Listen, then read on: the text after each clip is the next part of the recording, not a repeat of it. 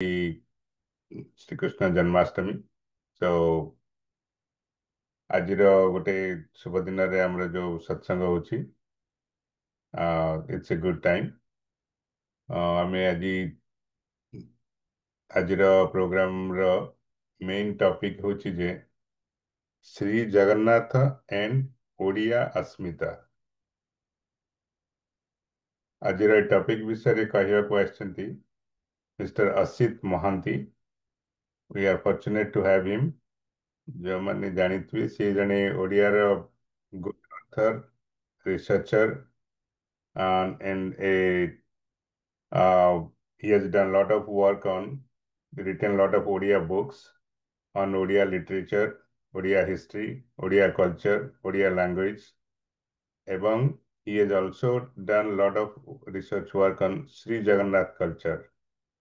Odia culture is totally, involved with Sri Jagannath culture. So ଆମର Odia culture, Jagannath culture ସହିତ ବହୁତ close relationship ଅଛି। ଓଡ଼ିଆ କଲଚରଟା ଆମର ଜଗନ୍ନାଥଙ୍କ କଲଚର ଉପରେ ବେସ୍ କରିକିରି ଚାଲିଛି ବୋଲି କୁହାଯାଉଛି। So we are again ବହୁତ lucky ଯେ ଆଜି Mr. Mahanti, who has done extensive research work on Odia culture and Jagannath culture, ସେ ଆମକୁ ଆଜି କିଛି କହିବେ about ଶ୍ରୀ ଜଗନ୍ନାଥ ଏବଂ ଓଡ଼ିଆ अस्मिता। ନମସ୍କାର Mr. Asit Mahanti ବାବୁ, बहुत बहुत धन्यवाद for joining today ଆମର ସତ୍ସଙ୍ଗରେ। Now we are very interested to hear from you. You can start now. ଆପଣ म्यूट ଅଛନ୍ତି, ତ म्यूट ରୁ ଅନମ୍यूट ଆଉ ଭିଡିଓଟା। ସମସ୍ତଙ୍କୁ ନମସ୍କାର। ନମସ୍କାର ଆଜ୍ଞା। ଯେଉଁମାନେ ଏହି କାର୍ଯ୍ୟକ୍ରମରେ ଯୋଡ଼ି ହୋଇଛନ୍ତି ପୃଥିବୀର ଏ ପ୍ରାନ୍ତରୁ ସେମାନଙ୍କୁ ଶୁଭ ସନ୍ଧ୍ୟା। ଯେଉଁମାନେ ପୃଥିବୀର ସେ ପ୍ରାନ୍ତରୁ ଏଥିରେ ଯୋଡ଼ି ହୋଇଛନ୍ତି ସେମାନଙ୍କୁ ସୁପ୍ରଭାତ। ଆପଣମାନେ ସମସ୍ତେ ଜାଣିଛନ୍ତି ଯେ ଜଗନ୍ନାଥଙ୍କ ନାଁ ହେଉଛି ନାଁ ଅନୁସାରେ ସେ ଜଗତର ନାଥ। ତେଣୁ ସେ ସନ୍ଧ୍ୟାରେ ଏଠି ବିଦ୍ୟମାନ ଅଛନ୍ତି ଏବଂ ସକାଳେ ସେଠି ମଧ୍ୟ ବିଦ୍ୟମାନ ଅଛନ୍ତି। ତାଙ୍କୁ ସୂର୍ଯ୍ୟଙ୍କ ସହିତ ତୁଳନା କରାଯାଏ।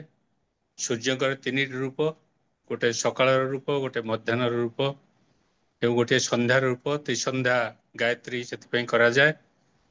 ଏବଂ ସୂର୍ଯ୍ୟଙ୍କର ତିନିଟି ନାଁ, ସକାଳେ ଯେତେବେଳେ ଉଦୟ ସେ ହେଉଛନ୍ତି ସେତେବେଳେ ସେ ବ୍ରହ୍ମା, ଯେତେବେଳେ ମଧ୍ୟାହ୍ନରେ ସେ ଆକାଶରେ ଦେଦୀପ୍ୟମାନ ଅଛନ୍ତି ସେତେବେଳେ ସିଏ ମହେଶ୍ୱର, ଏବଂ ଯେତେବେଳେ ସନ୍ଧ୍ୟାରେ ସିଏ ବିରାଜମାନ କରୁଛନ୍ତି ଅସ୍ତସୂର୍ଯ୍ୟ ଭାବରେ ସିଏ ହେଉଛନ୍ତି ଭଗବାନ ବିଷ୍ଣୁ।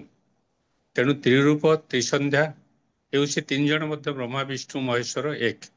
ଆମେ ସମସ୍ତେ ଏକଥା ଜାଣିଛୁ।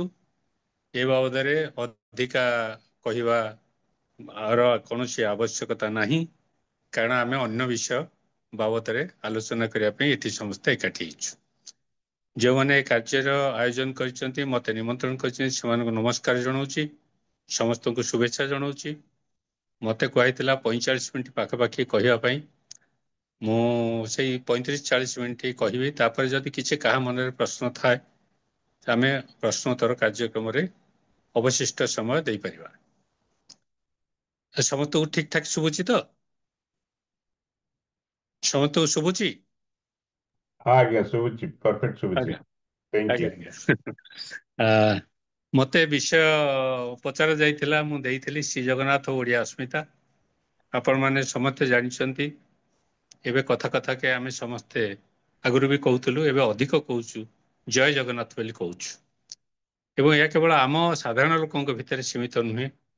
ରାଜନୈତିକ ନେତାମାନେ, ଏପରିକି ଭାରତର ପ୍ରଧାନମନ୍ତ୍ରୀ, ଓଡ଼ିଶାର ମୁଖ୍ୟମନ୍ତ୍ରୀଙ୍କ ଠାରୁ ଆରମ୍ଭ କରି ଅନ୍ୟ ପ୍ରଦେଶର ଲୋକମାନେ ମଧ୍ୟ ଜୟ ଜଗନ୍ନାଥ କହିବା ଆରମ୍ଭ କରିଛନ୍ତି।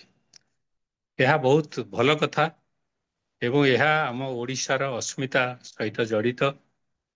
ଏବଂ ଯେତେବେଳେ ପୂର୍ବବର୍ତ୍ତୀ ସରକାର ଏଇଟା ରାଜନୀତିର କ୍ଷେତ୍ର ନୁହେଁ, ତେଣୁ ରାଜନୀତି ଆଲୋଚନା କରିବା ନାହିଁ, ଖାଲି ପ୍ରାସଙ୍ଗିକ ଭାବେ ଗୋଟିଏ କଥା ସୂଚାଇବାକୁ ଚାହେଁ ଯେ ଓଡ଼ିଶାରେ ଗୋଟିଏ ଦୀର୍ଘ ବର୍ଷର ସରକାର ବଦଳିଗଲା କେବଳ ଗୋଟିଏ ଶବ୍ଦ ଯୋଗୁଁ, ସେ ହେଉଛି अस्मिता, ଯାହାକୁ ଆମେ ଓଡ଼ିଆ अस्मिता କହୁଛୁ। ଏବଂ ସେ ଓଡ଼ିଆ ଅସ୍ମିତାର ସବୁଠୁ ଉଚ୍ଚରେ ଆମେ ଯାହାଙ୍କୁ ଅବସ୍ଥାପିତ କରିଛୁ ସେ ହେଉଛନ୍ତି ଶ୍ରୀ ଜଗନ୍ନାଥ। ଏବଂ ଆମେ ସମସ୍ତେ ଜାଣିଛୁ ଏବଂ କହୁଛୁ ମଧ୍ୟ ଶ୍ରୀ ଜଗନ୍ନାଥ ହେଉଛନ୍ତି ଓଡ଼ିଆ ଅସ୍ମିତାର ପ୍ରତିଭୂ। ଏଇଟା କେମିତି, ସେଇ କଥା ଆମେ ଆଗାମୀ କିଛି ସମୟ ଭିତରେ ଆଲୋଚନା କରିବା। ଯେତେବେଳେ ଏଇ ରାଜନୀତି କ୍ଷେତ୍ରକୁ ଏଇ ଓଡ଼ିଆ ଅସ୍ମିତା ପ୍ରସଙ୍ଗଟି ଆସିଲା, ସେତେବେଳେ ଗୋଟିଏ ଯେଉଁମାନେ ଏହାର ବିରୋଧୀ ଥିଲେ ସେମାନେ ଗୋଟିଏ କଥା କହିଲେ ଯେ ଅସ୍ମିତା ହେଉଛି ଗୋଟିଏ ନକାରାତ୍ମକ ଶବ୍ଦ। କାରଣ ଅସ୍ମିତାର ଅର୍ଥ ହେଉଛି ଅହଙ୍କାର। କିନ୍ତୁ ତାର ମଧ୍ୟ ସକାରାତ୍ମକ ବ୍ୟାଖ୍ୟା ଅଛି। ଆମର ସ୍ୱତନ୍ତ୍ର ପରିଚୟ ହେଉଛି ଆମର ଅସ୍ମିତା, ଆମର ଅହଂବୋଧ ହେଉଛି ଆମର ଅସ୍ମିତା। ତେଣୁ ଆମେ ସ୍ୱତନ୍ତ୍ର ପରିଚିତି ଅର୍ଥରେ ଅସ୍ମିତାକୁ ନେଲେ ଆମର ସ୍ୱତନ୍ତ୍ର ପରିଚିତି ହେଉଛି ଶ୍ରୀ ଜଗନ୍ନାଥ। କିନ୍ତୁ ଏଇ ଅହଙ୍କାର ଶବ୍ଦଟି ଯୋଉ ଅସ୍ମିତାର କୁହାଗଲା, ଯେ ଏ ଅହଙ୍କାର ଶବ୍ଦଟି ନକାରାତ୍ମକ, ସେ ପ୍ରସଙ୍ଗରେ ମୁଁ ଖୋଜିକିରି ବାହାର କରିଥିଲି ସ୍କନ୍ଦ ପୁରାଣର ଗୋଟିଏ ଶ୍ଲୋକ, ଯାହା ଜଗନ୍ନାଥଙ୍କ ସହିତ ସମ୍ପର୍କିତ। ସେଇ ଶ୍ଲୋକଟି ଅଛି ସ୍କନ୍ଦ ପୁରାଣ ଶ୍ରୀ ପୁରୁଷୋତ୍ତମ କ୍ଷେତ୍ର ମହାତ୍ମା, ଯାହାକୁ ଆମେ ଉତ୍କଳ ଖଣ୍ଡ ବୋଲି କହୁଛୁ, ତାହାର 20 ଅଧ୍ୟାୟରେ ଏବଂ ତାର 56ତମ ଶ୍ଲୋକରେ। ସେଥିରେ ସେଇ ଶ୍ଲୋକଟି ହେଉଛି ଏମିତି: କଳେବର ମିଦମ୍ କ୍ଷେତ୍ରମ୍ ଯତ୍ରାହଂକାରବାନ୍ ବିଭୁ ଆବିର୍ଭାବ ତିରୋଭାବ ସ୍ଥିତି ନୃତ୍ୟା ହି ଯତ୍ ପ୍ରଭୁ। ଏହାର ଅର୍ଥ କଣ? ଏହାର ଅର୍ଥ ହେଉଛି ଏହି ପୁରୁଷୋତ୍ତମ କ୍ଷେତ୍ର ହେଉଛି, ପୁରୁଷୋତ୍ତମ କ୍ଷେତ୍ର କହିଲେ ସେ କ୍ଷେତ୍ର ପୁରୀ। ଏହି ପୁରୁଷୋତ୍ତମ କ୍ଷେତ୍ର ହେଉଛି ପୁରୁଷୋତ୍ତମ। ଶ୍ରୀ ଜଗନ୍ନାଥର ଅନ୍ୟ ନାମ ମଧ୍ୟ ପୁରୁଷୋତ୍ତମ। ତାଙ୍କ କ୍ଷେତ୍ରର ନାଁ ପୁରୁଷୋତ୍ତମ, ସେ ନିଜେ ମଧ୍ୟ ପୁରୁଷୋତ୍ତମ। ଏଇ ଶୋକଟିର ଅର୍ଥ ସେଇ ଦୃଷ୍ଟିରୁ କୁହାଯାଇଛି, ଶ୍ରୀ ପୁରୁଷୋତ୍ତମ କ୍ଷେତ୍ର ହେଉଛି ପୁରୁଷୋତ୍ତମ ବା ଶ୍ରୀ ଜଗନ୍ନାଥଙ୍କର କଳେବର ସ୍ୱରୂପ। ମାନେ ଶରୀର ହେଉଛି ଶ୍ରୀକ୍ଷେତ୍ର ବା ଶ୍ରୀ ପୁରୁଷୋତ୍ତମ କ୍ଷେତ୍ର ହେଉଛି ଶ୍ରୀ ଜଗନ୍ନାଥଙ୍କର ଶରୀର ସ୍ୱରୂପ।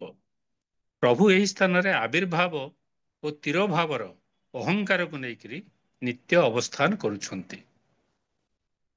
ତେଣୁ ଏଠି ଅହଙ୍କାର ଶବ୍ଦଟି କଣ? ଭଗବାନଙ୍କର ଅହଙ୍କାର, ଏଇ ଅହଙ୍କାରଟି ହେଉଛି ସ୍ୱତନ୍ତ୍ର ଗୁଣ। କାରଣ ଶ୍ରୀକ୍ଷେତ୍ରରେ, ଶ୍ରୀ ପୁରୁଷୋତ୍ତମ କ୍ଷେତ୍ରରେ ସିଏ ତାଙ୍କର ଆବିର୍ଭାବ ଆଉ ତିରୋଭାବର ଅହଙ୍କାରକୁ ନେଇ ନିତ୍ୟ ଅବସ୍ଥାନ କରୁଛନ୍ତି। ସବୁ ସମୟରେ ଅବସ୍ଥାନ କରୁଛନ୍ତି, ପୃଥିବୀର ସର୍ବତ୍ର ଅବସ୍ଥାନ କରୁଛନ୍ତି ଏବଂ ଏ କ୍ଷେତ୍ରରେ ମଧ୍ୟ ସେ ଅବସ୍ଥାନ କରୁଛନ୍ତି। ତାହେଲେ କିପରି? ଏଇ ଆବିର୍ଭାବ ଆଉ ତିରୋଭାବର ଅହଙ୍କାରଟି କଣ ପ୍ରଥମେ ବୁଝିବା। ତାହେଲେ ଆମେ ଯାଇ ଏଇ ଅସ୍ମିତା କଥାଟିକୁ ବୁଝିପାରିବା। କଣ ସେ କଥାଟି? ଆମେ ଜାଣିଛୁ ଶ୍ରୀ ଜଗନ୍ନାଥଙ୍କର ପୂର୍ବ ରୂପ ଥିଲା ଶ୍ରୀ ନୀଳମାଧବ, ନୀଳମଣି ବିଗ୍ରହ ଥିଲେ। ଯେତେବେଳେ ରାଜା ଇନ୍ଦ୍ରଦ୍ୟୁମ୍ନ ତାଙ୍କର ଜଣେ ସ୍ୱତନ୍ତ୍ର ଦୂତ ବିଦ୍ୟାପତିଙ୍କୁ ଏଇ କ୍ଷେତ୍ରକୁ ପ୍ରେରଣ କଲେ, ସିଏ ଆସିକିରି ଶ୍ରୀ ନୀଳମାଧବଙ୍କୁ ଦର୍ଶନ କରିଥିଲେ। ତ ତାପରେ ନୀଳମାଧବ ଅଦୃଶ୍ୟ ହେଇଗଲେ। ତାପରେ ରାଜା ଇନ୍ଦ୍ରଦ୍ୟୁମ୍ନ ଏଇ କ୍ଷେତ୍ରକୁ ଆସିଲେ, ଏଠି ଅବସ୍ଥାନ କଲେ, ଏଠି ସହସ୍ର ଅଶ୍ୱମେଧ ଯଜ୍ଞ କଲେ। ସେଇ ସହସ୍ର ଅଶ୍ୱମେଧ ଯଜ୍ଞ ଫଳରେ ମହୋଦଧିରେ ଏକ ଦିବ୍ୟ ଦାରୁ ଆବିର୍ଭୂତ ହେଲେ। ସେଇଥିରେ ଏଇ ସେ ଦାରୁ ବ୍ରହ୍ମ ଚତୁର୍ଦ୍ଧା ମୂର୍ତ୍ତିଙ୍କର ବିଗ୍ରହ ନିର୍ମାଣ ହେଲା। ତେଣୁ ଏଇଥିରେ ଅଛି ଆବିର୍ଭାବ ଓ ତିରୋଭାବର ଅହଙ୍କାର। କଣ ଆବିର୍ଭାବ? ନା ସେ ନୀଳମାଧବ ରୂପରେ ଏଇ କ୍ଷେତ୍ରରେ ପୂର୍ବରୁ ଆବିର୍ଭୂତ ହୋଇଥିଲେ ଏବଂ ନୀଳମାଧବ ଅଦୃଶ୍ୟ ହେଇଗଲେ, ତିରୋଭାବ ତାଙ୍କର ହେଇଗଲା। ତାପରେ ପୁଣି ସେ ଦାରୁ ରୂପରେ ଆବିର୍ଭୂତ ହେଲେ ଏବଂ ସେ ଦାରୁ ରୂପରୁ ସେ ଚତୁର୍ଦ୍ଧା ମୂର୍ତ୍ତି ବା ଦାରୁ ବ୍ରହ୍ମ ରୂପରେ ମଧ୍ୟ ଆବିର୍ଭୂତ ହେଲେ। ତେଣୁ ଏଇଟା ହେଉଛି ଭଗବାନଙ୍କର ସ୍ୱତନ୍ତ୍ର ଗୁଣ। ସ୍ୱତନ୍ତ୍ର ଗୁଣକୁ ବିଭୂତି କୁହାଯାଏ। ସେ ତାଙ୍କର ବିଭୂତି ହେଉଛି ସେ ଆବିର୍ଭାବ ଓ ତିରୋଭାବର ଅହଙ୍କାରକୁ ନେଇକରି ଏଇ କ୍ଷେତ୍ରରେ ନିତ୍ୟ ଅବସ୍ଥିତ ଅଛନ୍ତି। ତେଣୁ ଏଇ ଦୃଷ୍ଟିରୁ ଏଇଟା ହେଉଛି ଶ୍ରୀ ଜଗନ୍ନାଥଙ୍କୁ ନେଇ ଆମର ଅସ୍ମିତା। ଆଉ ଗୋଟିଏ ଅସ୍ମିତା କଣ? ନା ଶ୍ରୀ ଜଗନ୍ନାଥଙ୍କର ଜନ୍ମ କୋଉଠି? ଶ୍ରୀ ଜଗନ୍ନାଥ ଯେ ଜଗତର ନାଥ, ତାଙ୍କର ଜନ୍ମ କୋଉଠି? ଏଇ ସ୍କନ୍ଦ ପୁରାଣ, ବ୍ରହ୍ମ ପୁରାଣ, ଅନ୍ୟାନ୍ୟ ପୁରାଣରେ କପିଳ ସଂଗୀତା, ଏଥିରେ ଶ୍ରୀ ଜଗନ୍ନାଥଙ୍କର କାହାଣୀ ଅଛି। ଶ୍ରୀ ଜଗନ୍ନାଥଙ୍କର କଥା ଆଉ ଗାଥା। ସେ କଥା ଓ ଗାଥା ଗୁଡିକ କଣ କହୁଛି? ଯେ ଯେତେବେଳେ ରାଜା ଇନ୍ଦ୍ରଦ୍ୟୁମ୍ନ ଆସି ସହସ୍ର ଅଶ୍ୱମେଧ ଯଜ୍ଞ କଲେ ଏଇ କ୍ଷେତ୍ରରେ, ଶ୍ରୀକ୍ଷେତ୍ର ପୁରୀରେ, ଏବଂ ତାର ଫଳସ୍ୱରୂପ ମହୋଦଧିରେ ଦିବ୍ୟଦାରୁ ଆବିର୍ଭୂତ ହେଲେ, ତାଙ୍କର ବିଗ୍ରହ ନିର୍ମାଣ ହେଲା। ଆଜି ଯୋଉ ଗୁଣ୍ଡିଚା ମନ୍ଦିର ଅଛି ସେ ଗୁଣ୍ଡିଚା ମନ୍ଦିରର ସ୍ୱତନ୍ତ୍ର ବେଦୀରେ ତାଙ୍କର ବିଗ୍ରହ ନିର୍ମାଣ ହେଇଥିଲା। ତେଣୁ ଯୋଉଠି ସିଏ ଦାରୁ ରୂପରେ ଦାରୁ ବ୍ରହ୍ମ ରୂପରେ ଆବିର୍ଭୂତ ହେଲେ ତାହା ତାଙ୍କର ଜନ୍ମସ୍ଥାନ। ତେଣୁ ଶ୍ରୀ ଜଗନ୍ନାଥର ଜନ୍ମ ହେଉଛି ଆମର ଏଇ ଓଡ଼ିଶାରେ। ଯେମିତି ଆଜି କେନ୍ଦ୍ରରେ ଆମର ରାଜଧାନୀ, ଭାରତର ରାଜଧାନୀ ଦିଲ୍ଲୀରେ ଆମର ଓଡ଼ିଆ ମାଟିର ଜଣେ ଝିଅ, ଜଣେ ଆଦିବାସୀ ଝିଅ ଆଜି ରାଷ୍ଟ୍ରପତି ଅଛନ୍ତି। ଆମେ ଗର୍ବ କରୁଛୁ ଓଡ଼ିଶା ମାଟିର ଆଦିବାସୀ ଝିଅ ହେଲେ ମଧ୍ୟ ସେ ଭାରତର ରାଷ୍ଟ୍ରପତି, ସେଥିପାଇଁ ଆମେ ଗର୍ବ କରୁଛୁ। ସେମିତି ଆମେ ଜଗନ୍ନାଥ ପାଇଁ ଗର୍ବ କରିବା ଯେ ଜଗନ୍ନାଥଙ୍କର ଜନ୍ମ ଓଡ଼ିଶାରେ ଶ୍ରୀକ୍ଷେତ୍ର ପୁରୀର ଶ୍ରୀଗୁଣ୍ଡିଚା ମନ୍ଦିରର ଅନ୍ତର୍ବେଦୀରେ ହେଲେ ମଧ୍ୟ ସେ ଜଗତର ନାଥ, ସମସ୍ତ ଅଖିଳ ବିଶ୍ୱ ବ୍ରହ୍ମାଣ୍ଡର ନାଥ। ତେଣୁ ଇଏ ଆମ ପାଇଁ ଗର୍ବର ବିଷୟ। ଯୋଉ ଜଗନ୍ନାଥ ଜଣେ ଲୋକାଲ ଦେବତା, ଆଜିକାଲି ଗ୍ଲୋବାଲ କଥା କୁହାଯାଉଛି, ଲୋକାଲ କଥା କୁହାଯାଉଛି, ଦିଟାକ ମିଶିକିରି ଗୋଟେ ଗ୍ଲୋକାଲ ବୋଲି ଶବ୍ଦ ବାହାରିଛି, ଗ୍ଲୋବାଲ ଆଉ ଲୋକାଲ ମିଶିକିରି। ତେଣୁ ଜଗନ୍ନାଥଙ୍କ ଜନ୍ମ ଓଡ଼ିଶାରେ ହେଲେ ମଧ୍ୟ ସେ ଜଣେ ଲୋକାଲ ଦେବତା ହେଲେ ମଧ୍ୟ ସିଏ ମଧ୍ୟ ଜଣେ ଗ୍ଲୋବାଲ ଦେବତା। ସାରା ବିଶ୍ୱରେ ସବୁ ଜାଗାରେ ତାଙ୍କର ରଥଯାତ୍ରା ହେଉଛି, ତାଙ୍କର ଅବସ୍ଥିତି ଅଛି। ସେ ପାଇଁ ଆମେ ତାକୁ ଜଗତର ନାଥ କହୁଛୁ, ସେ ବିଶ୍ୱ ବ୍ରହ୍ମାଣ୍ଡର ନାଥ ବୋଲି ଆମେ କହୁଛୁ। ଇଏ ମଧ୍ୟ ଆମ ଓଡ଼ିଆ ଅସ୍ମିତାର ଗୋଟେ ପରିଚୟ ଯେ ଆମରି ମାଟିରେ ଜନ୍ମ ନେଇଥିବା ଜଣେ ଦେବତା ଆଜି ସମଗ୍ର ଜଗତର ନାଥ। ତେଣୁ ଇଏ ଆମ ଅସ୍ମିତାର ପ୍ରଥମ ପରିଚୟ। ଜଗନ୍ନାଥଙ୍କ ମଧ୍ୟରେ ଅନେକ କାହାଣୀ ଅଛି ବିଭିନ୍ନ ପୁରାଣରେ, ଏବଂ ସୁନ୍ଦର ଭାବରେ ଶ୍ରୀ ଶଙ୍କରାଚାର୍ଯ୍ୟଙ୍କ ରଚିତ ଜଗନ୍ନାଥାଷ୍ଟକ ପ୍ରଥମରୁ ଗାୟନ କରାଗଲା। ଅନ୍ୟ ଦୁଇଟି ଭଜନ ମଧ୍ୟ ଗାୟନ କରାଗଲା। ସେଥିରେ ଜଗନ୍ନାଥଙ୍କୁ ପରମ ବ୍ରହ୍ମ ବୋଲି କୁହାଗଲା ଏବଂ ତା ସହିତ ମଧ୍ୟ କୁହାଗଲା ଯେ ଜଗନ୍ନାଥ ଏଇ ନୀଳାମ୍ବୋଧି ସ୍ଥିରେ କନକ ରୁଚିରେ ନୀଳ ଶିଖରେ, ସେଇଠି ମଧ୍ୟ ଜଗନ୍ନାଥଙ୍କର ଘର। ତେଣୁ ଏକକାଳୀନ ସେ ଓଡ଼ିଶାର ଦେବତା, ସମଗ୍ର ବିଶ୍ୱ ବ୍ରହ୍ମାଣ୍ଡର ଦେବତା। ଇନ୍ଦ୍ରଦ୍ୟୁମ୍ନଙ୍କ କାହାଣୀ ଆମେ ଆଉ ଟିକେ କହିବା ଅତି ସଂକ୍ଷେପରେ, କାରଣ ଆମର ସମୟ ଅତ୍ୟନ୍ତ ସ୍ୱଳ୍ପ। ଏବଂ ଏହି ଉତ୍କଳ କ୍ଷେତ୍ର ବାବଦରେ ମଧ୍ୟ ବିଭିନ୍ନ ପୁରାଣରେ ବହୁତ ଗୌରବମୟ ଗାଥା କୁହାଯାଇଛି। ସେ କଥା ମଧ୍ୟ ଏହି ଅବସରରେ ଆମେ ଟିକେ ସ୍ମରଣ କରିବା। ଉତ୍କଳ ଦେଶ କଥା କହିଲା ବେଳେ ଶ୍ରୀକ୍ଷେତ୍ର କଥା କଣ କୁହାଯାଇଛି ତାହା ମଧ୍ୟ ଟିକେ ସ୍ମରଣ କରିବା, ତାହା ମଧ୍ୟ ଆମର ଅସ୍ମିତା। ମୁଁ ଟିକେ ପୂର୍ବରୁ ଗୋଟେ ସୂଚନା ଦଉଥିଲି ଯେ କପିଳ ସଂହିତା, କପିଳ ସଂହିତାର ରଚନା ହେଉଛି ଆମର ଏଇ ଓଡ଼ିଶାରେ। ସେ ଯେତେ ଉପପୁରାଣ ଅଛି, ବ୍ୟାସଦେବ ଅଷ୍ଟାଦଶ ପୁରାଣ ରଚନା କରିଥିଲେ, ସେ ମହାପୁରାଣ, କିନ୍ତୁ ଅନେକ ଉପପୁରାଣ ବା ସ୍ଥଳ ପୁରାଣ ଅଛି। ସେ ମଧ୍ୟରୁ କପିଳ ସଂହିତା ଗୋଟିଏ ଅତି ପ୍ରସିଦ୍ଧ ପୁରାଣ, ଓଡ଼ିଶାରେ ରଚିତ। ରଚନା କାଳ ଷୋଡ଼ଶ ସପ୍ତଦଶ ଶତାବ୍ଦୀ ବୋଲି କୁହାଯାଏ, କିନ୍ତୁ ଅନେକ ଗବେଷକ ତାକୁ ଆହୁରି ପ୍ରାଚୀନ କାଳରେ ବୋଲି କହିଛନ୍ତି। ସେଥିରେ ଗୋଟେ ଶ୍ଲୋକ ଅଛି ତାର ପ୍ରଥମ ଅଧ୍ୟାୟରେ କପିଳ ସଂହିତାର, ଯୋଉଟା ଆମ ସମସ୍ତଙ୍କର ଅତି ପରିଚିତ। ଆମେ କଥା କଥାକେ ଆମର ଭାଷଣରେ, ଆଲୋଚନାରେ ସେଇ ଶ୍ଲୋକଟି ଉଦ୍ଧାର କରୁ। ସେଇ ଶ୍ଲୋକଟି ହେଉଛି ବର୍ଷାଣାଂ ଭାରତଃ ଶ୍ରେଷ୍ଠୋ ଦେଶାନାମ ଉତ୍କଳ ସ୍ମୃତଃ ଉତ୍କଳସ୍ୟ ସମୋ ଦେଶ ନାସ୍ତି ମହିତଳେ। ଆର ଅର୍ଥ କଣ? ସହଜ ବୋଧ୍ୟ, ସମସ୍ତେ ଜାଣିଛନ୍ତି। ବର୍ଷ ମାନେ ସବୁ ଅଞ୍ଚଳ, ବିଶ୍ୱର ଯେତେ ଅଞ୍ଚଳ ଅଛି ଅତୀତରେ ତାକୁ ବର୍ଷ କୁହାଯାଉଥିଲା। ସେଥିପାଇଁ ଆମର ଭାରତର ନାଁ ଭାରତ ବର୍ଷ। ତେଣୁ ଯେତେ ବର୍ଷ ଅଛି ସାରା ପୃଥିବୀରେ, ବା ଯେତେ ଭୂଖଣ୍ଡ ଅଛି, ବିରାଟ ଭୂଖଣ୍ଡ ବା ମହାଦେଶ ବୋଲି କହିପାରିବା, ଭାରତ ଗୋଟିଏ ଉପମହାଦେଶ। ତେଣୁ ସେଇ ବର୍ଷ ମାନଙ୍କ ଭିତରେ ଭାରତ ହେଉଛି ଶ୍ରେଷ୍ଠ। ଏବଂ ସେଇ ବର୍ଷ ଗୁଡ଼ିକ ମଧ୍ୟରେ ସେତେବେଳେ ରାଜ୍ୟକୁ ଦେଶ କୁହାଯାଉଥିଲା, ଉତ୍କଳ ଦେଶ ମଧ୍ୟ ପ୍ରସିଦ୍ଧ। ତେଣୁ ବର୍ଷ ମାନଙ୍କ ଭିତରେ ଭାରତ ବର୍ଷ ଶ୍ରେଷ୍ଠ ଏବଂ ଭାରତ ବର୍ଷ ମଧ୍ୟରେ ଉତ୍କଳ ଦେଶ ମଧ୍ୟ ଶ୍ରେଷ୍ଠ। ଉତ୍କଳସ୍ୟ ସମୋ ଦେଶ ନାସ୍ତି ମହିତଳେ। ଏ ସମଗ୍ର ପୃଥିବୀରେ ଯେତେ ଦେଶ ଅଛି ସେ ମଧ୍ୟରୁ ଉତ୍କଳ ପରି ଦେଶ ଏ ପୃଥିବୀରେ କୋଉଠି ହେଲେ ନାହିଁ। ଇଏ ଆମ ପାଇଁ ମଧ୍ୟ ଗୋଟେ ଅସ୍ମିତାର କାରଣ। ଏବଂ ସେଇ କପିଳ ସଂହିତାରେ ପଞ୍ଚମ ଅଧ୍ୟାୟ 39 ଶ୍ଲୋକରେ ଆଉ ଗୋଟିଏ କଥା କୁହାଯାଉଛି। ସେଇଠି କେବଳ ଉତ୍କଳ ଦେଶ ପାଇଁ ନୁହେଁ, ସେଇଠି ହେଉଛି ମଧ୍ୟ ଶ୍ରୀକ୍ଷେତ୍ର ବାବଦରେ କୁହାଯାଉଛି। କଣ ସେଇ ଶ୍ଲୋକଟି ମଧ୍ୟ ଅତ୍ୟନ୍ତ ପରିଚିତ। ଆମେ କଥା କଥାକେ ସେ ଶ୍ଲୋକଟି ମଧ୍ୟ ଉଦ୍ଧାର କରିଥାଉ। ସେ ଶ୍ଲୋକଟି କଣ ନା, ସର୍ବେଷାଂ ଚୈବ କ୍ଷେତ୍ରାଣାମ୍ ରାଜାଶ୍ରୀ ପୁରୁଷୋତ୍ତମ ସର୍ବେଷାଂ ଚୈବ ଦେବାନାଂ ରାଜାସି ପୁରୁଷୋତ୍ତମ। ଅର୍ଥାତ୍ ଯେତେ ଗୁଡ଼ିଏ କ୍ଷେତ୍ର ଅଛି, ଯେତେ ଗୁଡ଼ିଏ ତୀର୍ଥ ଅଛି ସମଗ୍ର ଭାରତ ବର୍ଷରେ ବା ସମଗ୍ର ପୃଥିବୀରେ, ସେ ସବୁ ମଧ୍ୟରେ ଶ୍ରେଷ୍ଠ କ୍ଷେତ୍ର ହେଉଛି, ବା କ୍ଷେତ୍ରମାନଙ୍କ ଭିତରେ ରାଜା, କ୍ଷେତ୍ରରାଜ ହେଉଛି ଶ୍ରୀ ପୁରୁଷୋତ୍ତମ କ୍ଷେତ୍ର ବା ଶ୍ରୀକ୍ଷେତ୍ର ପୁରୀ। ଏବଂ ସର୍ବେଷାଂ ଚୈବ ଦେବାନାଂ ରାଜାଶ୍ରୀ ପୁରୁଷୋତ୍ତମ। ସାରା ପୃଥିବୀରେ, ସାରା ଭାରତ ବର୍ଷରେ ଯେତେ ଦେବତା ଅଛନ୍ତି, 33 କୋଟି ଦେବତା ବୋଲି କହୁ, ସେ ସବୁ ଦେବତାଙ୍କ ମଧ୍ୟରେ ମଧ୍ୟ ଶ୍ରୀ ପୁରୁଷୋତ୍ତମ ବା ଶ୍ରୀ ଜଗନ୍ନାଥ ହେଉଛନ୍ତି ରାଜା। ଇଏ ମଧ୍ୟ ଆମର ଅସ୍ମିତା। ସେହିପରି ବ୍ରହ୍ମପୁରାଣ ମଧ୍ୟ ପୁରୁଷୋତ୍ତମ କ୍ଷେତ୍ର ବା ଶ୍ରୀକ୍ଷେତ୍ରକୁ ଶ୍ରେଷ୍ଠ ତୀର୍ଥ କୁହାଯାଇଛି। କାହିଁକି ନା ଜଗନ୍ନାଥ ସେଠି ବିରାଜମାନ କରୁଛନ୍ତି। ଏସବୁ ଆମର ଅସ୍ମିତାର ଗୋଟିଏ ଗୋଟିଏ ପ୍ରମାଣ, ଗୋଟିଏ ଗୋଟିଏ ପରିଚୟ। ସେଥିରେ କଣ କୁହାଗଲା, ଯେମିତି ଗୀତାର ଦଶମ ଅଧ୍ୟାୟ ବିଭୂତି ଯୋଗରେ ଭଗବାନ ବିଷ୍ଣୁ କିଏ ବୋଲି ଭଗବାନ ନିଜେ ଶ୍ରୀକୃଷ୍ଣ କହିଛନ୍ତି। ସେମିତି ଏଇ ଯୋଉ ବ୍ରହ୍ମ ପୁରାଣରେ ମଧ୍ୟ ଗୋଟେ କଥା କୁହାଯାଉଛି, ବହୁତ ଦୀର୍ଘ, ମୁଁ କେବଳ ସଂକ୍ଷେପରେ ଅଳ୍ପ କେତୋଟି ସେଥିରୁ କହିବାକୁ ଚାହେଁ।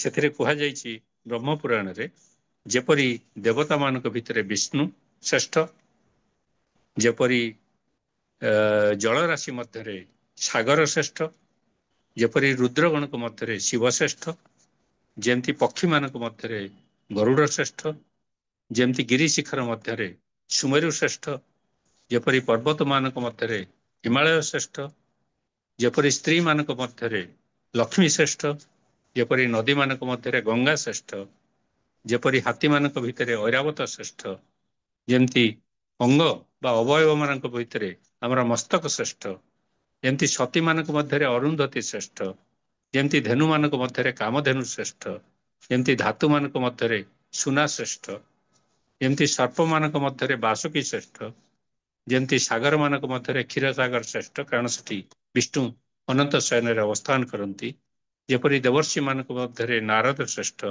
ଯେମିତି ମନ୍ତ୍ର ମାନଙ୍କ ମଧ୍ୟରେ ଓଙ୍କାର ମନ୍ତ୍ର, ଏକାକ୍ଷର ମନ୍ତ୍ର ଶ୍ରେଷ୍ଠ, ଯେମିତି ଯଜ୍ଞ ମାନଙ୍କ ମଧ୍ୟରେ ଅଶ୍ୱମେଧ ଶ୍ରେଷ୍ଠ, ଯେମିତି ଶସ୍ୟ ମାନଙ୍କ ମଧ୍ୟରେ ଧାନ୍ୟ ବା ଧାନ ଶ୍ରେଷ୍ଠ, ଯେମିତି ତୃଣମାନଙ୍କ ମଧ୍ୟରେ କୁଶ ଶ୍ରେଷ୍ଠ, ସେହିପରି କ୍ଷେତ୍ର ମାନଙ୍କ ମଧ୍ୟରେ ପୁରୁଷୋତ୍ତମ କ୍ଷେତ୍ର ହଉଛି ଶ୍ରେଷ୍ଠ ଆଉ ବରିଷ୍ଠ।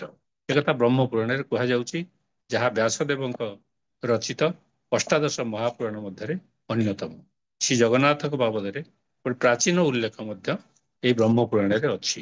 ବ୍ରହ୍ମ ପୁରାଣ କେବଳ ଓଡିଶାର ପୁରାଣ ନୁହେଁ, ସମଗ୍ର ଭାରତ ବର୍ଷ, ସମଗ୍ର ବିଶ୍ୱର ମହାପୁରାଣ ଭାବେ ସ୍ୱୀକୃତ। ଇଏ ହେଉଛି ଆମର ଅସ୍ମିତା, ଆମ ଶ୍ରୀକ୍ଷେତ୍ର ପୁରୀର ଅସ୍ମିତା, ଶ୍ରୀକ୍ଷେତ୍ର ବା ଶ୍ରୀ ପୁରୁଷୋତ୍ତମ କ୍ଷେତ୍ରର ଅସ୍ମିତା, ଶ୍ରୀ ଜଗନ୍ନାଥଙ୍କର ଅସ୍ମିତା ଏବଂ ଶ୍ରୀ ପୁରୁଷୋତ୍ତମ ବା ଶ୍ରୀ ଜଗନ୍ନାଥଙ୍କର ଅସ୍ମିତା ଏବଂ ଆମ ସମସ୍ତଙ୍କର ଅସ୍ମିତା। ତେଣୁ କ୍ଷେତ୍ରକୁ ନେଇ, ପୁରୀ କ୍ଷେତ୍ରକୁ ନେଇ, ପୁରୀରେ ଅବସ୍ଥିତ ଶ୍ରୀ ଜଗନ୍ନାଥଙ୍କୁ ନେଇ ଆମେ ସମସ୍ତେ ଗର୍ବ କରିବା କଥା। ସେଇ ପୁରାଣ ପ୍ରସଙ୍ଗକୁ ପୁଣି ଥରେ ମୁଁ ଫେରେଇ ନେବାକୁ ଚାହୁଁଛି। ପୁରାଣ କହେ ଯେ ଇନ୍ଦ୍ରଦ୍ୟୁମ୍ନଙ୍କ ସମୟ ହେଉଛି ସତ୍ୟଯୁଗ। ତେଣୁ ଜଗନ୍ନାଥ କେବଳ କଳି ଯୁଗର ଦେବତା ନୁହନ୍ତି। ତେଣୁ ଆମର ସ୍କନ୍ଦ ପୁରାଣ ଶ୍ରୀ ପୁରୁଷୋତ୍ତମ କ୍ଷେତ୍ର ମାହାତ୍ମ୍ୟ ବା ଉତ୍କଳ ଖଣ୍ଡ ଅନୁସାରେ ଜଗନ୍ନାଥ ହେଉଛନ୍ତି ସତ୍ୟ ଯୁଗରୁ ଅବସ୍ଥାନ କରୁଛନ୍ତି। କାରଣ ସ୍କନ୍ଦ ପୁରାଣ ଅନୁସାରେ ଇନ୍ଦ୍ରଦ୍ୟୁମ୍ନ ହେଉଛନ୍ତି ସତ୍ୟ ଯୁଗର ଦେବତା। କିନ୍ତୁ ଇତିହାସ ଯୋଉମାନେ କରନ୍ତି, ବସ୍ତୁଗତ ଦୃଷ୍ଟିରୁ ବିଚାର କରନ୍ତି, ସେ କହନ୍ତି ଇନ୍ଦ୍ରଦ୍ୟୁମ୍ନ କେବଳ ଏକ କିମ୍ବଦନ୍ତୀ। ସେ ଯାହା ହଉ, ଆମେ ସେ ପ୍ରଶ୍ନକୁ ଯିବା ନାହିଁ। ଆମେ ଯେହେତୁ ଭକ୍ତିଧାରାରେ ଅଛନ୍ତି, ସତ୍ସଙ୍ଗରେ ଅଛନ୍ତି, ଆମେ କେବଳ ପୁରାଣରେ ସକାରାତ୍ମକ କଥା ଯାହା କୁହାଯାଇଛି, ଇତିହାସକାର ମାନେ କଣ କହୁଛନ୍ତି ସେ କଥାକୁ ନ ନେଇ ଆମେ ଯଦି ପୁରାଣର କଥାକୁ ଗ୍ରହଣ କରିବା, ତେବେ ଇନ୍ଦ୍ରଦ୍ୟୁମ୍ନଙ୍କ ସମୟ ହେଉଛି ସତ୍ୟଯୁଗ ଏବଂ ସେହି ସମୟ ଠାରୁ ଜଗନ୍ନାଥ ବିରାଜମାନ କରୁଛନ୍ତି। ଇନ୍ଦ୍ରଦ୍ୟୁମ୍ନଙ୍କ ସମୟରୁ ଯେଉଁ ଦାରୁ ବିଗ୍ରହଙ୍କର ଆବିର୍ଭାବ ହେଲା, ମୁଁ ସୂଚନା ଦେଇଛି। ସେ ଆସିଲେ, ଉତ୍କଳ କ୍ଷେତ୍ରରେ ଶହ ଶହ ଅଶ୍ୱମେଧ ଯଜ୍ଞ କଲେ। ସେ ଅଶ୍ୱମେଧ ଯଜ୍ଞର ଫଳସ୍ୱରୂପ ଶ୍ରୀକ୍ଷେତ୍ରରେ ଦିବ୍ୟଦାରୁ ଆବିର୍ଭୂତ ହେଲେ ଏବଂ ସେଥିରେ ଶ୍ରୀ ଜଗନ୍ନାଥଙ୍କ ଚତୁର୍ଦ୍ଧା ମୂର୍ତ୍ତି ନିର୍ମାଣ ହେଲା। ଏବଂ ସେଇ ବିଗ୍ରହଙ୍କ କଥାରୁ ଆରମ୍ଭ କରିବା। ଆମେ ଜଗନ୍ନାଥଙ୍କୁ କେମିତି ଜାଣୁଛୁ? ବିଗ୍ରହ ଦେଖିକିରି, ଚତୁର୍ଦ୍ଧା ବିଗ୍ରହଙ୍କୁ ଦାରୁ ବ୍ରହ୍ମ ଦେଖିକିରି, ଦାରୁ ବ୍ରହ୍ମଙ୍କ ଛବି ହଉ କିମ୍ବା ପ୍ରତ୍ୟକ୍ଷ ଭାବରେ ତାଙ୍କ ଦର୍ଶନ କରିକିରି ସେଇ ବିଗ୍ରହ ଠାରୁ ହିଁ ଆରମ୍ଭ କରିବା। ଏଇ ବିଗ୍ରହ ପ୍ରସଙ୍ଗରେ ଆମକୁ ଗୋଟିଏ କାହାଣୀ ମଧ୍ୟ କୁହାଯାଇଛି। ସେଇ ଇନ୍ଦ୍ରଦ୍ୟୁମ୍ନ ଆଉ ଗୁଣ୍ଡିଚା ରାଣୀଙ୍କ କାହାଣୀ ଆମେ ସମସ୍ତେ ସେ କଥା ଶୁଣିଛୁ। ଏବଂ କେହି କେହି ତାହାର ଆଧାରରେ ଆମେ ଶ୍ରୀ ଜଗନ୍ନାଥଙ୍କୁ ଖଣ୍ଡିଆ ଦିଅ, ହାତ ନାହିଁ ଗୋଡ଼ ନାହିଁ, ମାଦଳ ଦିଅ ବୋଲି ମଧ୍ୟ କହୁ। ଏ କଥାଟି କେମିତି ଆରମ୍ଭ ହେଇଛି? ଆମେ ଯେତେବେଳେ ଅସ୍ମିତା କଥା କହୁଛୁ ସେତେବେଳେ ଏ କଥାଟିକୁ ମଧ୍ୟ ବିଚାରକୁ ନେବା ଆବଶ୍ୟକ। ଦେଉଳତଳା ବୋଲି ଊନବିଂଶ ଶତାବ୍ଦୀରେ ଛୋଟ ଛୋଟ ବହି ସବୁ ଲେଖା ହେଲା। ଗୋଟିଏ ବହି ଲେଖା ହେଲା, ତାର ଧାରା ଦେଖା ଦେଖି ଆହୁରି କିଛି କିଛି ଲୋକ ଆହୁରି ଛୋଟ ଛୋଟ ବହି ଲେଖିଲେ। ଏ ପର୍ଯ୍ୟନ୍ତ ପ୍ରାୟ 19-20ଟି ସେପରି ଛୋଟ ଦେଉଳତଳା ବହି ମିଳୁଛି। ପୁସ୍ତିକା ଯାହାକୁ କହିବା, ପୁସ୍ତକ ନୁହେଁ। ସେଇ ପୁସ୍ତିକାରେ କଣ କୁହାଗଲା ନା, ଯେତେବେଳେ ମହୋଦଧିରେ ଦିବ୍ୟଦାରୁଙ୍କର ଆବିର୍ଭାବ ହେଲା ସେତେବେଳେ ଭାଳେଣି ପଡ଼ିଲା ଏ ବିଗ୍ରହ କିପରି ନିର୍ମାଣ ହବ। ସେତେବେଳେ ଜଣେ ବୁଢ଼ା ବଢ଼େଇ ଆସି ପହଞ୍ଚିଲେ। ତାଙ୍କର ନାଁ ହେଉଛି ଅନନ୍ତ ମହାରଣା। ଏବଂ ସିଏ କହିଲେ, ମୁଁ ସେ ମୂର୍ତ୍ତି ଗଢ଼ିଦେବି। ଏବଂ ତାର ସର୍ତ୍ତ ରଖିଲେ, 14 ଦିନ ଭିତରେ ମୁଁ ମୂର୍ତ୍ତି ଗଢ଼ିଦେବି। ମୁଁ ଯୋଉଠି ମୂର୍ତ୍ତି ଗଢ଼ିବି, ଏଇ ଦାରୁରେ, ମହୋଦଧିରେ ଆବିର୍ଭୂତ ଦିବ୍ୟ ଦାରୁରେ, ସେଇଟା ଗୋଟେ ବନ୍ଦ ଘର ଭିତରେ ରହିବ, ତାଟି ଘର। ତାର ବାହାରେ ବାଦ୍ୟ ବାଜୁଥିବ, ଭିତରର ଶବ୍ଦ ବାହାରକୁ ଶୁଣାଯିବ ନାହିଁ। 14 ଦିନ ପରେ କବାଟ ଖୋଲା ହେବ ଏବଂ ଦାରୁ ବିଗ୍ରହ ମାନେ ନିର୍ମାଣ ହେଇଯାଇଥିବେ। କିନ୍ତୁ ଗୁଣ୍ଡିଚା ରାଣୀଙ୍କ ମନରେ ସନ୍ଦେହ, ଯିଏ ବୁଢ଼ା ବଢ଼େଇ ଏତେ ଜୀର୍ଣ୍ଣ ଶୀର୍ଣ୍ଣ ଦେଖାଯାଉଛି, ସେ ଯାଇ ସେ ତାଟି କବାଟ ପାଖରେ କାନ ଡେରନ୍ତି ସବୁଦିନେ। ଯେତେବେଳେ 10-12 ଦିନ ବିତିଗଲା, ସିଏ ଶୁଣିଲେ ଯେ ଭିତରୁ ଆଉ କିଛି ଶବ୍ଦ ଶୁଭୁନାହିଁ। ତେଣୁ ସେ ରାଜାଙ୍କୁ କହିଲେ, ସେ ବୁଢ଼ା ବୋଧେ ତା ଭିତରେ ମରିଗଲାଣି, ସିଏ କଣ ମୂର୍ତ୍ତି ଗଢ଼ିଲା କି ନାହିଁ ଜଣାପଡ଼ୁନି। ଆମେ ବଡ଼ ବଦନାମ ହବା, ତୁମେ ଦୁଆର ଖୋଲିଦିଅ, ମୁଁ ଦେଖିବାକୁ ଚାହେଁ ସେ ବୁଢ଼ା ଭିତରେ କଣ କରୁଛି, ଅଛି କି ନାହିଁ, କି ମଲାଣି। ତେଣୁ ଦୁଆର ଖୋଲି ଦିଆଗଲା ଏବଂ ଦେଖାଗଲା ଯେ ଠାକୁର ଅଧାଗଢ଼ା ହେଇ ରହିଯାଇଛନ୍ତି। ସେଇ ଦୃଷ୍ଟିରୁ ଆମେ କହୁଛୁ ଖଣ୍ଡିଆ ଦିଅ, ଆମେ କହୁଛୁ ମାଦଳ ଦିଅ। କିନ୍ତୁ ଏଇ କାହାଣୀ କେତେ ଦୂର ସତ୍ୟ? ଆମେ ତାଙ୍କୁ ଦାରୁ ବ୍ରହ୍ମ କହୁଛୁ। ସେ ଦାରୁ ବିଗ୍ରହ ହେଲେ ମଧ୍ୟ ସାକ୍ଷାତ ବ୍ରହ୍ମ, ଏଥିରେ କୌଣସି ସନ୍ଦେହ ନାହିଁ। ତାଙ୍କ ବିଗ୍ରହ ଭିତରେ ବ୍ରହ୍ମ ସଂସ୍ଥାପିତ ହଉଛନ୍ତି। ଆଚ୍ଛା, ବ୍ରହ୍ମଙ୍କ ବାବଦରେ କଣ କୁହାଯାଇଛି? ଯେ ଈଶୋପନିଷଦ ଯୋଉ ଅଛି, ସେଥିରେ ଗୋଟେ ଶ୍ଲୋକ ଆମେ ସମସ୍ତେ ଜାଣିଛୁ। କଣ ନା, ପୂର୍ଣ୍ଣମଦଃ ପୂର୍ଣ୍ଣମିଦಂ ପୂର୍ଣ୍ଣାତ୍ ପୂର୍ଣ୍ଣମୁଦଚ୍ୟତେ ପୂର୍ଣ୍ଣସ୍ୟ ପୂର୍ଣ୍ଣମାଦାୟ ପୂର୍ଣ୍ଣମେବାବଶିଷ୍ୟତେ। ଏଥିରେ କଣ କୁହାଗଲା? ଯେ ଏଇ ବୈଶୀ ଚେତନା ବା ବ୍ରହ୍ମ ଚେତନା ବା ଏଇ ଭଗବତ ଚେତନା, ଯାହା ଶ୍ରୀ ଜଗନ୍ନାଥଙ୍କର ଚେତନା, ତାହା ଏପରି ପୂର୍ଣ୍ଣ ଯେ ସେଇ ପୂର୍ଣ୍ଣରୁ ଯଦି ପୂର୍ଣ୍ଣକୁ ବି ଫେଡ଼ି ଦିଆଯାଏ, ବାଦ ଦିଆଯାଏ, ତଥାପି ତାହା ପୂର୍ଣ୍ଣ ରହିବ। ତେଣୁ ସେ ପୂର୍ଣ୍ଣାତ୍ ପୂର୍ଣ୍ଣ, ପୂର୍ଣ୍ଣ ଠାରୁ ମଧ୍ୟ ଆହୁରି ପୂର୍ଣ୍ଣ। ଏବଂ ପୂର୍ଣ୍ଣରୁ ପୂର୍ଣ୍ଣ ବିୟୋଗ ହେଲେ ମଧ୍ୟ ସେ ସେଇ ପୂର୍ଣ୍ଣ ହିଁ ରହିବେ। ଯଦି ଏପରି କଥା, ତାହେଲେ ଜଗନ୍ନାଥ କେମିତି ମାଦଳା ଦିଅ, ହାତ ଗୋଡ଼ ନଥିବା ଖଣ୍ଡିଆ ଦିଅ ହେବେ? ତାହେଲେ ଏପରି ମୂର୍ତ୍ତିରେ କାହିଁ ଗଢ଼ା ହେଲା? ଏଇଠି ରହିଛି ଆମ ଓଡ଼ିଶାର ବା ଓଡ଼ିଆ ମାନଙ୍କର ଅସଲ ଅସ୍ମିତା। ସେଇ ବିଗ୍ରହ କଣ? ସେଇ ଅନନ୍ତ ମହାରଣା ଆସିଲେ। ଯଦି ଆପଣମାନେ ସ୍କନ୍ଦ ପୁରାଣ କିଏ ପଢ଼ିଥିବେ, ଦେଖିବେ ଯେ ଯେତେବେଳେ ଯଜ୍ଞ, ସହସ୍ର ଅଶ୍ୱମେଧ ଯଜ୍ଞର ପୂର୍ଣ୍ଣାହୁତି ହେଇନାହିଁ, ପୂର୍ଣ୍ଣାହୁତି ହବାକୁ ବାକି ଅଛି, ସେତେବେଳେ ରାତିରେ ରାଜା ଇନ୍ଦ୍ରଦ୍ୟୁମ୍ନ ଗୋଟେ ସ୍ୱପ୍ନ ଦେଖିଲେ। ନିଜେ ଭଗବାନ ତାଙ୍କ ସ୍ୱପ୍ନରେ ଆବିର୍ଭୂତ ହେଇ କହିଲେ ଯେ, ତୁମେ ଚିନ୍ତା କର ନାହିଁ, ତୁମର ଏଇ ଯଜ୍ଞର ଫଳସ୍ୱରୂପ ତୁମ ହାତରେ ଗୋଟେ ବହୁତ ବଡ଼ କାମ ହବାକୁ ଯାଉଛି। ମୁଁ ନିଜେ ଦାରୁ ରୂପରେ ମହୋଦଧିରେ ଆବିର୍ଭୂତ ହେବି, ତୁମେ ସେଇଥିରେ ମୋର ମୂର୍ତ୍ତି ଗଢ଼ିବ। ତେଣୁ ଇନ୍ଦ୍ରଦ୍ୟୁମ୍ନ ଯାଇକରି ଯେତେବେଳେ ଯଜ୍ଞ ଶେଷରେ ଗୋଟେ ଅବଭୃତ ସ୍ନାନ ହୁଏ, ସେ କଥାକୁ ଆମେ ଯିବା ନାହିଁ, ବେଶୀ ଟେକ୍ନିକାଲ ହେଇଯିବ, ବୁଝିବାରେ କଷ୍ଟ ହେବ, ଆମର ପ୍ରସଙ୍ଗ ସହିତ ତାର ବେଶୀ ସମ୍ପର୍କ ନାହିଁ। ସେତେବେଳେ ଯେତେବେଳେ ଅବଭୃତ ସ୍ନାନ ପାଇଁ, ଯଜ୍ଞ ପରେ ଯୋଉ ସ୍ନାନ କରାଯାଏ ତାକୁ ଅବଭୃତ ସ୍ନାନ କୁହାଯାଏ। ସେଇ ଯେତେବେଳେ ସ୍ନାନ ପାଇଁ ପ୍ରସ୍ତୁତି ଚାଲିଛି ମହୋଦଧି ତଟରେ, ସେତେବେଳେ ଯୋଉମାନେ ସେଇ ସ୍ନାନ ପାଇଁ ପ୍ରସ୍ତୁତି କରୁଥିଲେ, ସେମାନେ ରାଜାଙ୍କୁ ଜଣେଇଲେ ଯେ ମହୋଦଧିରେ ଗୋଟେ ଦିବ୍ୟ ଦାରୁଙ୍କର ଆବିର୍ଭାବ ହେଇଛି। ଏବଂ ରାଜା ଯାଇକରି ଦେଖନ୍ତି ଯେ ସେ ମହୋଦଧିରେ ଦିବ୍ୟ ଦାରୁ ଆବିର୍ଭୂତ ହେଇଛି। ଏଥିରେ ଦିବ୍ୟ ଲକ୍ଷଣ ଅଛି, ଶଙ୍ଖ ଚକ୍ର ଆଦି ଚିହ୍ନ ଅଛି ଏବଂ ଊର୍ଦ୍ଧ୍ୱମୂଳ ଅଧଶାଖ, ତାହାର ମୂଳ ପଟ୍ଟା ଉପରକୁ ରହିଛି, ଶାଖା ଗୁଡାକ ସ୍ଥଳଭାଗ ଆଡକୁ ରହିଛି, ମୂଳଟା ସମୁଦ୍ର ଆଡ଼ିକି ରହିଛି। ସେଇ ଦାରୁ ଅଣାଗଲା ଏବଂ ଭାଳେଣି ପଡ଼ିଲା କେମିତି ମୂର୍ତ୍ତି ତିଆରି ହବ। ତେଣୁ ଭାଳେଣି ପଡ଼ିଲା ସେତେବେଳେ ନାରଦ ଇନ୍ଦ୍ରଦ୍ୟୁମ୍ନଙ୍କ ପାଖରେ ଥିଲେ। ସେ କହିଲେ ଭଗବାନ ତାଙ୍କ ମୂର୍ତ୍ତି ଗଢ଼ା ହବ, ଭଗବାନ ନିଜେ ବ୍ୟବସ୍ଥା କରିବେ। ତେଣୁ ସେତେବେଳେ ଗୋଟେ ଦିବ୍ୟ ବାଣୀ ହେଲା, ହେ ରାଜା ତୁମେ ଚିନ୍ତା କର ନାହିଁ, ମୁଁ ନିଜେ ବଢେଇ ରୂପରେ ଆବିର୍ଭୂତ ହେଇକିରି ମୁଁ ନିଜେ ମୋର ମୂର୍ତ୍ତି ଗଢିବି। ତ ଗୋଟେ ବୁଢା ବଢେଇ ମଧ୍ୟ ଶସ୍ତ୍ର ପାଣି ବର୍ଦ୍ଧକି ବୋଲି ବର୍ଣ୍ଣନା ଅଛି ସ୍କନ୍ଦ ପୁରାଣରେ। ବଢେଇ ତାର ହାତ ହତିଆର ଧରି ଆସିବ ମୂର୍ତ୍ତି ଗଢିବା ପାଇଁ। ସିଏ ଆସି କହିଲା, ରାଜା ତୁମେ ସ୍ୱପ୍ନରେ ଯେମିତି ମୂର୍ତ୍ତି ଦେଖିଥିଲ ମୁଁ ସେପରି ମୂର୍ତ୍ତି ଗଢିଦେବି। ଦେଖନ୍ତୁ ବୁଢା ବଢେଇ ଯୋଉ କହୁଛି, ହେ ରାଜା ତୁମେ ସ୍ୱପ୍ନରେ ଯୋଉ ମୂର୍ତ୍ତିଙ୍କର ଦର୍ଶନ କରିଥିଲ ମୁଁ ସେହିପରି ମୂର୍ତ୍ତି ଗଢିଦେବି। ଆମେ ସ୍ୱପ୍ନ ଦେଖିଲେ, ଆମେ ସିନା କାହାକୁ କହିଲେ ସ୍ୱପ୍ନ କଣ ଦେଖିଲୁ ଜାଣିବ, ସେ ବୁଢା ବଢେଇ ରାଜା କଣ ସ୍ୱପ୍ନ ଦେଖିଲେ କେମିତି ଜାଣିଲା?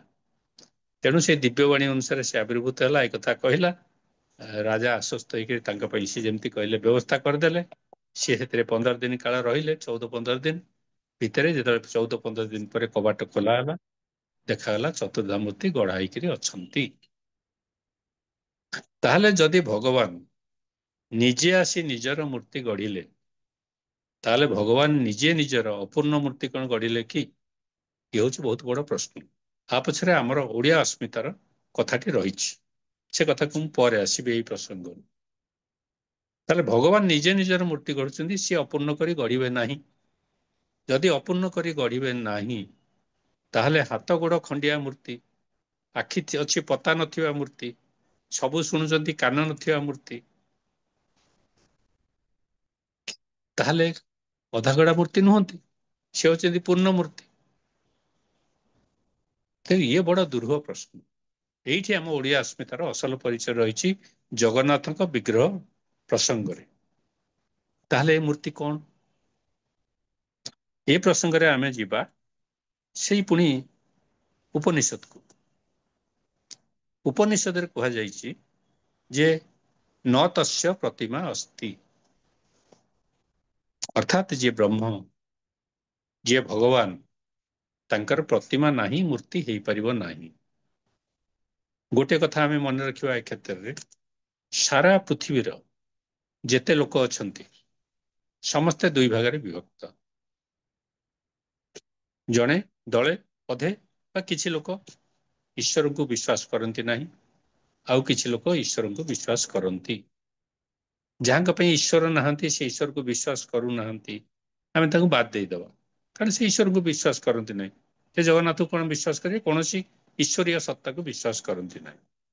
ଯୋଉମାନେ ଈଶ୍ୱରଙ୍କୁ ବିଶ୍ୱାସ କରନ୍ତି ସେମାନେ ପୁଣି ଦୁଇ ଭାଗରେ ବିଭକ୍ତ।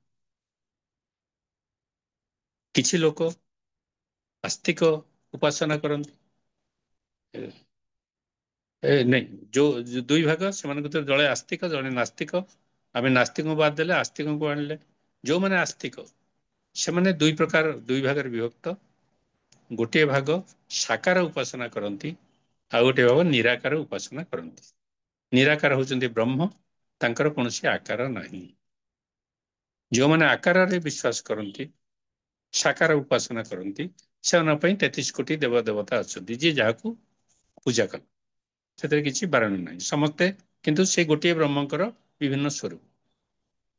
ତାହେଲେ ଯେତେବେଳେ ମହୋଦଧିରେ ଆବିର୍ଭୂତ ଦିବ୍ୟ ଦାରୁରେ ଜଗନ୍ନାଥଙ୍କର ମୂର୍ତ୍ତି ଗଢା ହେବାର ପ୍ରସଙ୍ଗ ଆସିଲା, ପ୍ରଶ୍ନ ହଉଛି ସେ ଦିବ୍ୟ ଦାରୁ, ସେ ବ୍ରହ୍ମ ଦାରୁ, ଏବଂ ସିଏ ଯୋଉ ବିଗ୍ରହ ଗଢା ହବ ସିଏ ମଧ୍ୟ ଦାରୁ ବ୍ରହ୍ମ ହେବେ।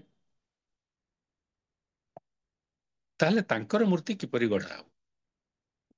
ତେଣୁ ସେ ବୁଢା ବଢେଇ ରୂପରେ ଭଗବାନ ଆସିକିରି ନିଜେ ନିଜର ମୂର୍ତ୍ତି ଗଢନ୍ତୁ, କିମ୍ବା ଏଇ ଜାତିର, ଏଇ ଓଡିଆ ମହାଜାତିର ହୃଦୟରେ, ଗୋଟିଏ ଶିଳ୍ପୀର ହୃଦୟରେ ଭଗବାନ ନିଜେ ଅବସ୍ଥାନ କରିକିରି ନିଜେ ନିଜର ବିଗ୍ରହ ନିର୍ମାଣ କରନ୍ତୁ।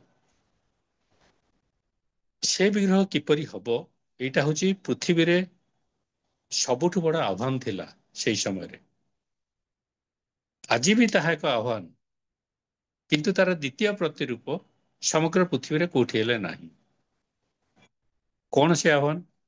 ନା ଯିଏ ବ୍ରହ୍ମ, ଯାହାଙ୍କର ଆକାର ନାହିଁ, ତାଙ୍କୁ ତୁମେ ଆକାର କରି ବା ମୂର୍ତ୍ତି କରି ଗଢ। ଏତେ ବଡ ଦୂରହ ବ୍ୟାପାର। ଗୋଟିଏ ଜିନିଷର ଆକାର ନାହିଁ, ଆମେ ତାକୁ ଆକାର ଦବୁ, ବିଗ୍ରହ କରି ଗଢିବୁ। ସେ ଏକାଧାରରେ ବ୍ରହ୍ମ ହେଇଥିବେ, ନିରାକାର ହେଇଥିବେ, ପୁଣି ଏକାଧାରରେ ବିଗ୍ରହ ହେଇଥିବେ ଏବଂ ସାକାର ହେଇଥିବେ।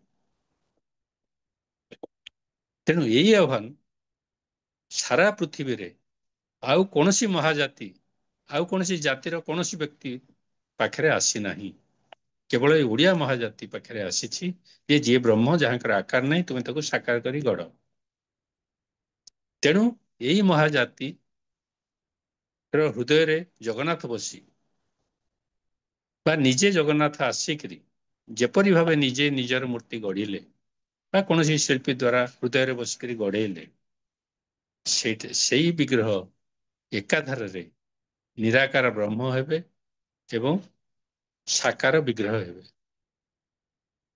ଜଗନ୍ନାଥ ହେଉଛନ୍ତି ସେଇ ବିଗ୍ରହ ଯିଏ ଏକାଧାରରେ ନିରାକାର ବ୍ରହ୍ମ ଏବଂ ସାକାର ବିଗ୍ରହ।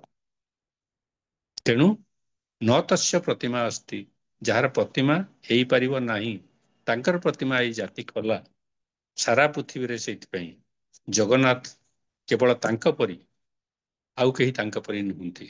ସେ ଏକାଧାରରେ ବ୍ରହ୍ମ ଏବଂ ଏକାଧାରରେ ମଧ୍ୟ ବିଗ୍ରହ। ଇଏ ହେଉଛି ଆମର ଅସ୍ମିତାର ଗୋଟିଏ ବଡ଼ ପରିଚିତି। ଏଇ ଯୋଉ ନ ତସ୍ୟ ପ୍ରତିମା ଅସ୍ତି, ତାର ଆଉ ଗୋଟିଏ ବ୍ୟାଖ୍ୟା ମଧ୍ୟ ବିଭିନ୍ନ ବ୍ୟାଖ୍ୟାକାର ବେଦର ବ୍ୟାଖ୍ୟାକାର କରିଛନ୍ତି। କଣ ତା ଅର୍ଥ? ନ ତସ୍ୟ ପ୍ରତିମା ଅସ୍ତି, ଯାହାର ପ୍ରତିମା ନାହିଁ ବା ହେଇପାରିବ ନାହିଁ। କିନ୍ତୁ ନ ତସ୍ୟ ପ୍ରତିମା ଅସ୍ତି, ତାର ଆଉ ଗୋଟିଏ ଅର୍ଥ ବ୍ୟାଖ୍ୟାକାର ମାନେ କରିଛନ୍ତି। ପ୍ରତିମା ମାନେ ହଉଛି ତୁଳନା ବା ଉପମା। ଏଇ ଲୋକଟି ସେ ଲୋକ ପରି ଦେଖାଯାଉଛି, ତେଣୁ ଏ ତାରି ପ୍ରତିମ ବା ତାପରି। କିନ୍ତୁ ଜଗନ୍ନାଥ ସାରା ପୃଥିବୀରେ ଜଗନ୍ନାଥଙ୍କ ପରି ଆଉ କେହି ଅଛନ୍ତି କି? ବା ଜଗନ୍ନାଥଙ୍କ ବିଗ୍ରହ ଆଉ କାହା ପରି କି?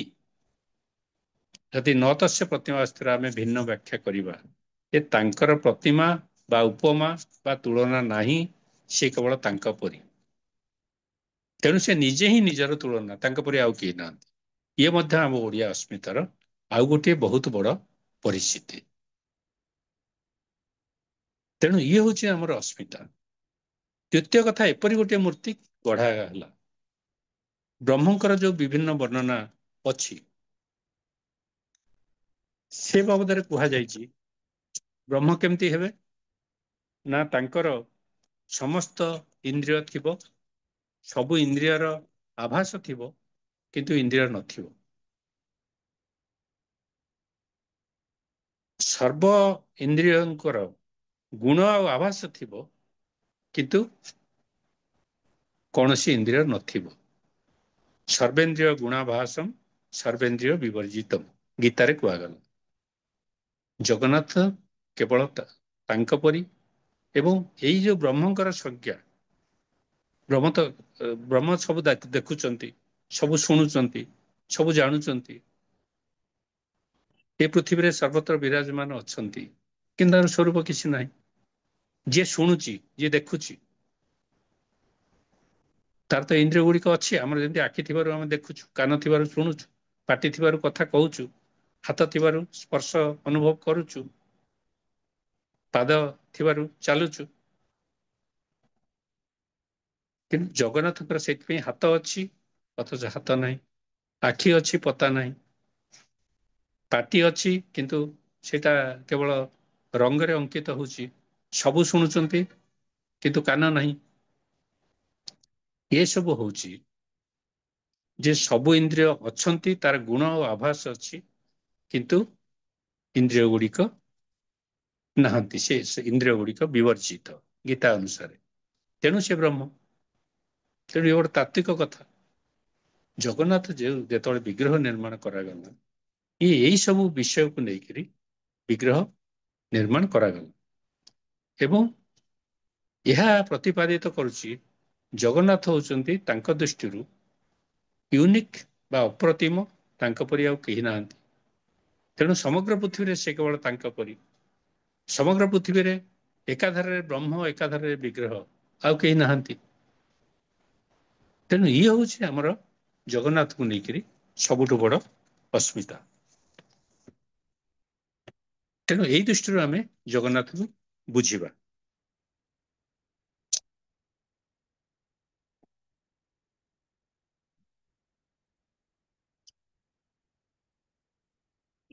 ଆଚ୍ଛା, ତାହେଲେ ଯାହାର ଦେହ ନାହିଁ ତାହାର ନବକଳେବର ମଧ୍ୟ ହଉଛି। ଇଏ କି ପ୍ରକାର କଥା? ନବକଳେବର କଥା ସମସ୍ତେ ଜାଣିଛନ୍ତି। ନବକଳେବର କଣ ହଉଛି ନା ପୁରୁଣା ବିଗ୍ରହ ଚାଲି ଯାଉଛି, ନୂଆ ବିଗ୍ରହରେ ବ୍ରହ୍ମ ସଂସ୍ଥାପିତ ହେଇ ସେ ପୁଣି ଗୋଟେ ଅବଧି ପର୍ଯ୍ୟନ୍ତ ଯୋଡ଼ା ଆଷାଢ଼ ପର୍ଯ୍ୟନ୍ତ ରହୁଛନ୍ତି। ଏ ବ୍ୟବସ୍ଥାଟା କାହିଁ କରାହେଇଛି? ଏ ହେଉଛି ଲୌକିକ ବ୍ୟବସ୍ଥା। ଗୋଟେ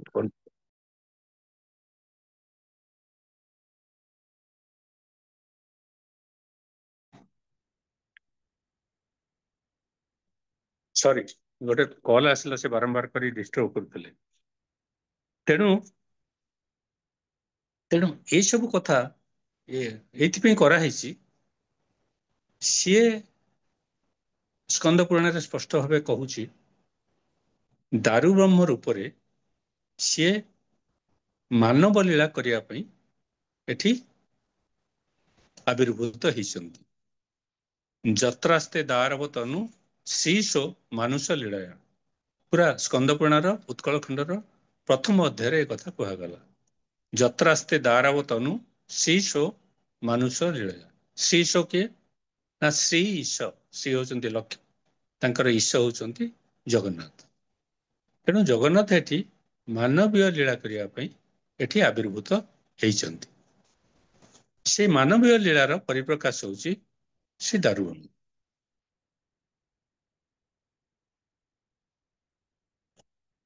ତେଣୁ ସେ ମାନବ ଲୀଳା କରୁଛନ୍ତି। ସେ ଆମ ପରି, କିନ୍ତୁ ଆମଠାରୁ ସମ୍ପୂର୍ଣ୍ଣ ଅଲଗା। ଏଇ ନବକଳେବର ବିଷୟଟି ଅନ୍ୟ କୌଣସି ଦେବତାଙ୍କ କ୍ଷେତ୍ରରେ ନାହିଁ। ଏବଂ ଗୀତାର ଯୋଉ ବାସାଂଶୀ ଜେନ୍ନାନି ଯଥା ବିହାୟ ନବାନି ଗୃହ୍ଣତି ନରପରାଣୀ ତଥା ଶରୀରାଣୀ ବିହାୟ ଜେନ୍ନା ନବାନି ଗୃହ୍ଣତି ନରପରାଣୀ। ଯେମିତି ଆମେ ପୋଷାକ ପୁରୁଣା ହେଇଗଲେ ତାକୁ ବଦଳେଇ ନୂଆ ପୋଷାକ ପିନ୍ଧୁଛୁ, ସେମିତି ଆତ୍ମା ତାର ପୁରୁଣା ଶରୀରକୁ ଛାଡିକିରି ନୂଆ ଶରୀର ଧାରଣ କରେ। ସେଇ ଭାବଧାରା ଅନୁସାରେ ନବକଳେବର ହଉଛି। ଆଚ୍ଛା, କିନ୍ତୁ ଜଗନ୍ନାଥଙ୍କ ଯୋଉ ଜୀବନ ଚର୍ଚ୍ଚା ସମ୍ପୂର୍ଣ୍ଣ ଓଡ଼ିଆ ରୀତିନୀତି ଅନୁସାରେ ହଉଛି। ଆଚ୍ଛା, ଆମ ସହିତ ଜଗନ୍ନାଥଙ୍କର ସେଇ ଦୃଷ୍ଟିରୁ ସମ୍ପର୍କ କଣ? ଇଏ ମଧ୍ୟ ଆମେ କେବେ ଜଗନ୍ନାଥଙ୍କ ସହିତ କନେକ୍ଟେଡ ବା ସଂଯୁକ୍ତ। ଜୀବନ ଠାରୁ ମୃତ୍ୟୁ ପର୍ଯ୍ୟନ୍ତ ଆମେ ଜଗନ୍ନାଥଙ୍କ ସହିତ ସମ୍ପୃକ୍ତ। କିପରି? ଆଜିକାଲି କମ୍ପ୍ୟୁଟରରେ ଜାତକ ତିଆରି ହଉଛି,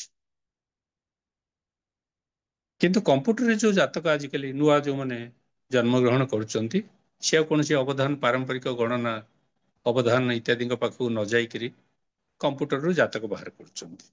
ସେଥିରେ ଆମର ଗୋଟିଏ ବଡ଼ କ୍ଷତି ହେଇଛି। କାରଣ ଆମେ କୌଣସି ନା କୌଣସି କ୍ଷେତ୍ରରେ ଜନ୍ମଠାରୁ ମୃତ୍ୟୁ ପର୍ଯ୍ୟନ୍ତ ଜଗନ୍ନାଥଙ୍କ ସହିତ ସମ୍ପୃକ୍ତ ଥିଲୁ। କାରଣ ଆମର ଯେତେବେଳେ ଜାତକ ତିଆରି ହଉଥିଲା ପାରମ୍ପରିକ ମୋର ହେଇଛି, ଏବଂ ଆମ ପରି ପୁରୁଣା ପିଢ଼ିର ଲୋକମାନଙ୍କର ଯୋଉ ଜାତକ ହେଇଛି, ସେତେବେଳେ କମ୍ପ୍ୟୁଟରରେ ଆସିନଥିଲା। ସେତେବେଳେ ଜାତକ ଅବଧାନ ମାନେ ଗଣନା କରି କରୁଥିଲେ। ସେତେବେଳେ ଲେଖା ହଉଥିଲା, ଗଜପତି ମହାରାଜାଙ୍କର ଅମୁକ ଅଙ୍କର ଅଙ୍କରେ ଅମୁକ ଦିନ ତିଥି ବାର ନକ୍ଷତ୍ର ଅନୁସାରେ ଏଇ ଶିଶୁଟି ଜନ୍ମ ହେଲା, ତାର ଶ୍ରଦ୍ଧା ନାମ ଏଇଆ, ଇତ୍ୟାଦି ଇତ୍ୟାଦି। ସେଇଠି ଗୋଟେ ଗଜପତି ମହାରାଜାଙ୍କର ନୂତନ ଅଙ୍କ ଲେଖା ହଉଥିଲା, ଯୋଉ ଅଙ୍କ ସେତେବେଳେ ଚାଲିଥିଲା। ଏବେ ଗଜପତି ରାଜା ଅଛନ୍ତି, ସିଏ ପ୍ରଥମ ସେବକ, ଆଦ୍ୟ ସେବକ। ଏବଂ ଆଦ୍ୟ ସେବକ ପରମ୍ପରା ରାଜା ଇନ୍ଦ୍ରଦ୍ୟୁମ୍ନଙ୍କ ଠାରୁ ବିସ୍ତାରିତ ହେଇଛି। ସେ କଥା ମଧ୍ୟ ଟିକେ କହିଦିଏ ଏଇ ପ୍ରସଙ୍ଗରେ। ଏଇ ଜନ୍ମ ମୃତ୍ୟୁ ଆମ ବିବାହ ଇତ୍ୟାଦି ସହିତ ଜଗନ୍ନାଥ କିପରି ସମ୍ପୃକ୍ତ, ସେ କଥାକୁ ପରେ ଆସିବେ। ଏଇ କଥାଟି ଯେତେବେଳେ ଆସିଲା କହିଦିଏ। ଇନ୍ଦ୍ରଦ୍ୟୁମ୍ନ ଯେତେବେଳେ ଜଗନ୍ନାଥଙ୍କ ପାଇଁ ଜଗନ୍ନାଥଙ୍କ ବିଗ୍ରହ ନିର୍ମିତ ହେଇଗଲା, ଗୋଟେ ନୂତନ ମନ୍ଦିର ନିର୍ମାଣ କଲେ ସ୍କନ୍ଦ ପୁରାଣ ଅନୁସାରେ। ସେତେବେଳେ ଏଇ ମନ୍ଦିରର ପ୍ରତିଷ୍ଠା ପାଇଁ, ମନ୍ଦିରରେ ଜଗନ୍ନାଥଙ୍କ ପ୍ରତିଷ୍ଠା ପାଇଁ ସ୍ୱର୍ଗରୁ ବ୍ରହ୍ମାଙ୍କୁ ଡାକିକିରି ଆଣିଥିଲେ। ବ୍ରହ୍ମା ଆଉ ଭରଦ୍ୱାଜ ମୁନି ଶ୍ରୀ ଜଗନ୍ନାଥଙ୍କର ମନ୍ଦିର ପ୍ରତିଷ୍ଠା କଲେ ଏବଂ ଜଗନ୍ନାଥଙ୍କୁ ମନ୍ଦିରରେ ପ୍ରତିଷ୍ଠା କଲେ। ସେତେବେଳେ ରାଜା ଇନ୍ଦ୍ରଦ୍ୟୁମ୍ନ କହିଥିଲେ, ଆପଣ ତ ମନ୍ଦିରରେ ପ୍ରତିଷ୍ଠା ହେଲେ, ଏ ଆମର ପରମ ସୌଭାଗ୍ୟ। ବର୍ତ୍ତମାନ ମୁଁ ଆପଣଙ୍କର ସେବା ପୂଜା କିପରି କରିବି କୁହନ୍ତୁ। ସ୍କନ୍ଦ ପୁରାଣ ଅନୁସାରେ ଶ୍ରୀ ପ୍ରତିମା ବା ଜଗନ୍ନାଥ ନିଜେ ଆବିର୍ଭୂତ ହେଇକରି ଇନ୍ଦ୍ରଦ୍ୟୁମ୍ନଙ୍କୁ କହିଲେ ଯେ ମୋର ସେବା ପୂଜା ଏହିପରି ଭାବେ କରିବ। ଶ୍ରୀ ପ୍ରତିମା ଉବାସ ନାଁରେ ସ୍କନ୍ଦ ପୁରାଣରେ ଗୋଟିଏ ଅଧ୍ୟାୟରେ ସ୍ୱତନ୍ତ୍ର ଭାବେ ଉଲ୍ଲେଖ ଅଛି। କିପରି ଭାବେ ତାଙ୍କ ଯାତ୍ରା ନୀତି ଇତ୍ୟାଦି ସମ୍ପନ୍ନ ହେବ। ଏବଂ ଗୋଟେ କିମ୍ବଦନ୍ତୀ ମଧ୍ୟ ଅଛି, ରାଜା ଇନ୍ଦ୍ରଦ୍ୟୁମ୍ନ ସେତେବେଳେ କୁଆଡେ ବର ମାଗିଲେ ଯେ ମୋ ବଂଶରେ କେହି ନ ରହୁ, କାରଣ ମୋ ବଂଶରେ କେହି ଥିଲେ ସେ ପରବର୍ତ୍ତୀ କାଳରେ କହିବ ଏ ଦେବତା ମୋର, ଏ ଦେଉଳ ମୋର ବୋଲି, ତେଣୁ ମୁଁ ନିବଂଶ ହେବାକୁ ଚାହୁଁଛି। ଏବଂ ସ୍କନ୍ଦ ପୁରାଣ ଅନୁସାରେ ଇନ୍ଦ୍ରଦ୍ୟୁମ୍ନ କେବଳ ମାଗିଥିଲେ ଗୋଟିଏ କଥା, ମୋର ଅଚଳା ଭକ୍ତି ଆପଣଙ୍କ ପାଖରେ ଥାଉ, ମୁଁ ସବୁବେଳେ ଆପଣଙ୍କର ଭକ୍ତ ହିଁ ରହିଥିବି ଏବଂ ସେ ଭକ୍ତିରେ କେବେ ବି ବ୍ୟତିକ୍ରମ ହବ ନାହିଁ। ଏବଂ ଇନ୍ଦ୍ରଦ୍ୟୁମ୍ନ କଥା ଆମେ ଯଦି ଚିନ୍ତା କରିବା, ଦେଖନ୍ତୁ ଅସ୍ମିତାର କେଡେ ବଡ ପରିଚୟ। ଇନ୍ଦ୍ରଦ୍ୟୁମ୍ନ ଥିଲେ ମାଳବ ଦେଶର ରାଜା, ସେ ରାଜାଧିରାଜ ଥିଲେ। ଏବଂ ଯେତେବେଳେ ଜଗନ୍ନାଥଙ୍କ, ଜଟିଳ ନାମକ ଜଣେ ସନ୍ନ୍ୟାସୀଙ୍କ ଠାରୁ ସେ ଜଗନ୍ନାଥଙ୍କ କଥା ଶୁଣିକିରି ଉତ୍କଳ କ୍ଷେତ୍ରକୁ ବିଦ୍ୟାପତିଙ୍କୁ ପଠେଇଥିଲେ, ସେ ବିଦ୍ୟାପତି ସନ୍ଧାନ କରିକିରି ନୀଳମାଧବଙ୍କ ଦର୍ଶନ କରି ତାଙ୍କଠୁ ଆଜ୍ଞାମାଳ ନେଇକରି ଗଲେ। ତାଙ୍କୁ ଦେଲା ପରେ ସେ ନିଷ୍ପତ୍ତି କରିଥିଲେ ମୋର ଏଇ ମାଳବ ରାଜ୍ୟ ଦରକାର ନାହିଁ, ପ୍ରଭୁ ଯେଉଁଠି ଅଛନ୍ତି ମୁଁ ସେଠିକି ଯିବି। ଏବଂ ସେ ନିଜର ସାମନ୍ତ ପାତ୍ର ମନ୍ତ୍ରୀ ପରିବାର ବର୍ଗ, ନିଜର କୂଳ ଦେବତା ଦୁର୍ଗା ଆଉ ନୃସିଂହକୁ ଧରିକିରି ଉତ୍କଳ ଦେଶକୁ ଚାଲି ଆସିଲେ ଏବଂ ଏଇଠି ସହସ୍ର ଯଜ୍ଞ କରି ଦାରୁ ରୂପରେ ଶ୍ରୀ ଜଗନ୍ନାଥଙ୍କୁ ଲାଭ କଲେ। ଜଣେ ଚକ୍ରବର୍ତ୍ତୀ ରାଜା ପ୍ରଥମ ଜଗନ୍ନାଥଙ୍କ ପାଇଁ ନିଜର ରାଜପଦ, ଚକ୍ରବର୍ତ୍ତୀ ରାଜାପଦ ତ୍ୟାଗ କଲା। କମ୍ ବଡ଼ ଅସ୍ମିତାର ପରିଚୟ ନୁହେଁ। ଜଗନ୍ନାଥ କିପରି ଆମର ଅସ୍ମିତା, କେବଳ ଆମର ନୁହନ୍ତି ସମସ୍ତଙ୍କର। ଜଣେ ରାଜା ତାର ଚକ୍ରବର୍ତ୍ତୀ ରାଜପଥ ତ୍ୟାଗ କରିଦେଉଛି ଜଗନ୍ନାଥଙ୍କ ପାଇଁ। ପୁଣି ଯେତେବେଳେ ଆସି ମନ୍ଦିର ପ୍ରତିଷ୍ଠା ହେଇଗଲା, ମୂର୍ତ୍ତି ପ୍ରତିଷ୍ଠିତ ହେଇଗଲେ, ସେ ମାଗୁଛି ମୋର ବଂଶରେ ପରିବାରରେ କେହି ନ ରହୁ, ନିଜ ପରିବାର ପରିଜନ ସମସ୍ତଙ୍କୁ ମଧ୍ୟ ସେ ତ୍ୟାଗ କରିଦଉଛି। କାହା ପାଇଁ? କେବଳ ଜଗନ୍ନାଥଙ୍କ ପାଇଁ। ତେଣୁ ଜଗନ୍ନାଥ ଏପରି ଏକ ଅସ୍ମିତାର ପ୍ରତିଭୁ, ଯାହାଙ୍କ ପାଖରେ ସବୁ ଅସ୍ମିତାର ବିଲୋପ ହେଇଯାଏ। ସେଥିପାଇଁ ରାଧାନାଥ ରାୟ ଯେତେବେଳେ ଚିଲିକା ଖଣ୍ଡକାବ୍ୟ ଲେଖିଲେ, ସେଥିରେ ଗୋଟେ କଥା ଲେଖିଛନ୍ତି, ଖର କୌର ସୌର କରେ ତାରକା ଯେସନ, ଅସ୍ମିତା ବିସ୍ମୟ ହେଲା ନିମଗନ। ଯେମିତି ସୂର୍ଯ୍ୟ ଉଇଁଲେ ତାରକା ମାନେ ଅଦୃଶ୍ୟ ହେଇଯାଆନ୍ତି, ସେହିପରି ଅସ୍ମିତା ବା ସ୍ୱତନ୍ତ୍ର ପରିଚିତି, ମୁଁ ଭାବ ଜଗନ୍ନାଥଙ୍କୁ ଦେଖିଲେ ବା କୌଣସି ମହା ରୂପକୁ ଦେଖିଲେ ବିଲୀନ ହେଇଯାଏ। ତେଣୁ ଜଗନ୍ନାଥ ସେଇଭଳି ଗୋଟେ ଅସ୍ମିତା, ଗୋଟେ ଚକ୍ରବର୍ତ୍ତୀ ରାଜାର ରାଜପଦ, ତାର ପରିବାର ପରିଜନ ସମସ୍ତେ ମଧ୍ୟ ସେ ଅସ୍ମିତାକୁ ସେ ତ୍ୟାଗ କରିଦେଉଛି। ଇଏ ହଉଛି ବଡ ଅସ୍ମିତା। ତେଣୁ ମୁଁ ସେଇ ଆମ ଜନ୍ମ ଠାରୁ ମୃତ୍ୟୁ ପର୍ଯ୍ୟନ୍ତ ଜଗନ୍ନାଥ କିପରି ସମ୍ପୃକ୍ତ, ସେଇ କଥାକୁ ଆସୁଛି। ବୋଧେ ମୋର ସମୟ ସରି ଆସୁଛି, ମୁଁ ଆଉ 5-6 ମିନିଟ୍ ଭିତରେ ସାରିଦେବି। ଆମର ଜାତକରେ ଗଜପତି ରାଜାଙ୍କ ନୂତନ ଅଙ୍କ ଲେଖା ହଉଥିଲା, ବା ଯୋଉ ଅଙ୍କଟି ଆମ ଜନ୍ମ ବେଳକୁ ଚଳୁଥିଲା। ଗଜପତି ରାଜାଙ୍କ ଅମୁକ ଅଙ୍କରେ ଅମୁକ ତିଥିବାର ନକ୍ଷତ୍ରରେ ଏଇ ପିଲାଟି ଜନ୍ମ। କମ୍ପ୍ୟୁଟରରେ ଜାତକ ବାହାରିବା ପରେ ଯେଉଁମାନେ କମ୍ପ୍ୟୁଟର ସଫ୍ଟୱେର ତିଆରି କରିଛନ୍ତି, ସେଥିରେ ସେ ଗଜପତିଙ୍କ ଅଙ୍କଟି ରଖିନାହାନ୍ତି। କାରଣ ସେ ସଫ୍ଟୱେରଟା ସମଗ୍ର ଭାରତବର୍ଷ, ସମଗ୍ର ପୃଥିବୀର ଲୋକଙ୍କ ପାଇଁ ହୁଏତ ତିଆରି ହେଇଛି। ଅନ୍ୟ ପୃଥିବୀର ଅନ୍ୟ ପ୍ରାନ୍ତରେ ଜାତକର ବ୍ୟବସ୍ଥା ଅଛି ନା ନାହିଁ ମୁଁ ଜାଣିନି, କିନ୍ତୁ ଆମ ଭାରତ ବର୍ଷରେ ଅଛି, ଆମ ଓଡିଶାରେ ତ ବହୁତ ଭଲ ଭାବରେ ଅଛି। ତା ଫଳରେ ଆମେ ପ୍ରଥମ କରି ହରେଇଛୁ ଯେ ଜଗନ୍ନାଥଙ୍କ ସହିତ ଆମର ପ୍ରଥମ ଯୋଗସୂତ୍ର ଯୋଉ ଥିଲା, ହରେଇଛୁ। ସେଇଠି ଆମର ପ୍ରଥମ କଟ୍ ବା ଜଗନ୍ନାଥ ସହିତ ଆମର ବିଚ୍ଛିନ୍ନତା ଏଇ ଜାତକରୁ ଆରମ୍ଭ ହଉଛି। କିନ୍ତୁ ଏକଦା ଆମେ ସମସ୍ତେ ସମ୍ପୃକ୍ତ ଥିଲୁ। ଦ୍ଵିତୀୟ କଥା, ଗୋଟିଏ ବ୍ୟକ୍ତିର ଜୀବନର ସବୁଠୁ ଗୁରୁତ୍ୱପୂର୍ଣ୍ଣ ହଉଛି 3ଟି ଘଟଣା ଜୀବନରେ। ଗୋଟିଏ ତାର ଜନ୍ମ, ଗୋଟିଏ ତାର ବିବାହ, ଗୋଟିଏ ତାର ମୃତ୍ୟୁ। ଏ 3ଟି ଗୁରୁତ୍ୱପୂର୍ଣ୍ଣ ଘଟଣା। ବିବାହ ହୁଏତ କାହା କାହା ଜୀବନରେ ନ ଆସିପାରେ, ସେ ଭିନ୍ନ କଥା, କିନ୍ତୁ ମୃତ୍ୟୁ ନିଶ୍ଚୟ ଆସିବ। ଆମେ ଜନ୍ମରେ ସମ୍ପୃକ୍ତ ଥିଲୁ ଜଗନ୍ନାଥଙ୍କ ସହିତ। ବିବାହରେ କେମିତି ସମ୍ପୃକ୍ତ ଥିଲୁ? ନା ଯେତେବେଳେ ବିବାହ ସ୍ଥିର ହେଇଯାଏ, ଯୋଉ ଦିନ ସ୍ଥିର ହୁଏ, ସେଥିପାଇଁ ଶପଥ ହୁଏ, କୌଣସି ଗୋଟେ ଦେବ ମନ୍ଦିରରେ ନିର୍ବନ୍ଧ ହୁଏ। ସେତେବେଳେ ମହାପ୍ରସାଦ ନିର୍ବନ୍ଧ ତାକୁ କୁହାଯାଏ। ତେଣୁ ପରସ୍ପର ଉଭୟ ପକ୍ଷ, କନ୍ୟା ପକ୍ଷ ଆଉ ବର ପକ୍ଷ, ତାଙ୍କର ପିତା ବା ପରିବାରର ବିଶିଷ୍ଟ ବ୍ୟକ୍ତି, ବରିଷ୍ଠ ବ୍ୟକ୍ତି, ସେ ସତ୍ୟ କରନ୍ତି, ମୁଁ ମହାପ୍ରସାଦ ଦେଇକିରି ଶପଥ କରୁଛି ଯେ ମୋର ଝିଅ କିମ୍ବା ପୁଅକୁ, ତ ମୋର ଝିଅ ଥିଲେ ତୁମର ବୋହୂ ହବ, ତୁମ ପୁଅକୁ ମୁଁ ମୋର ଜ୍ୱାଇଁ ଭାବେ ଗ୍ରହଣ କରିବି।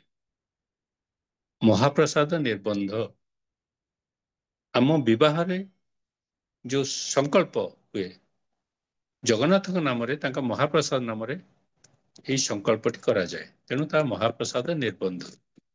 କେବଳ ସେତିକି ନୁହେଁ, ଆମେ ଯେତେବେଳେ ବିବାହର ନିମନ୍ତ୍ରଣ ପତ୍ରଟି ପ୍ରସ୍ତୁତ ହେଇଯାଏ, ସେତେବେଳେ ପ୍ରଥମ ନିମନ୍ତ୍ରଣ ପତ୍ରଟି ଆମେ ହୁଏତ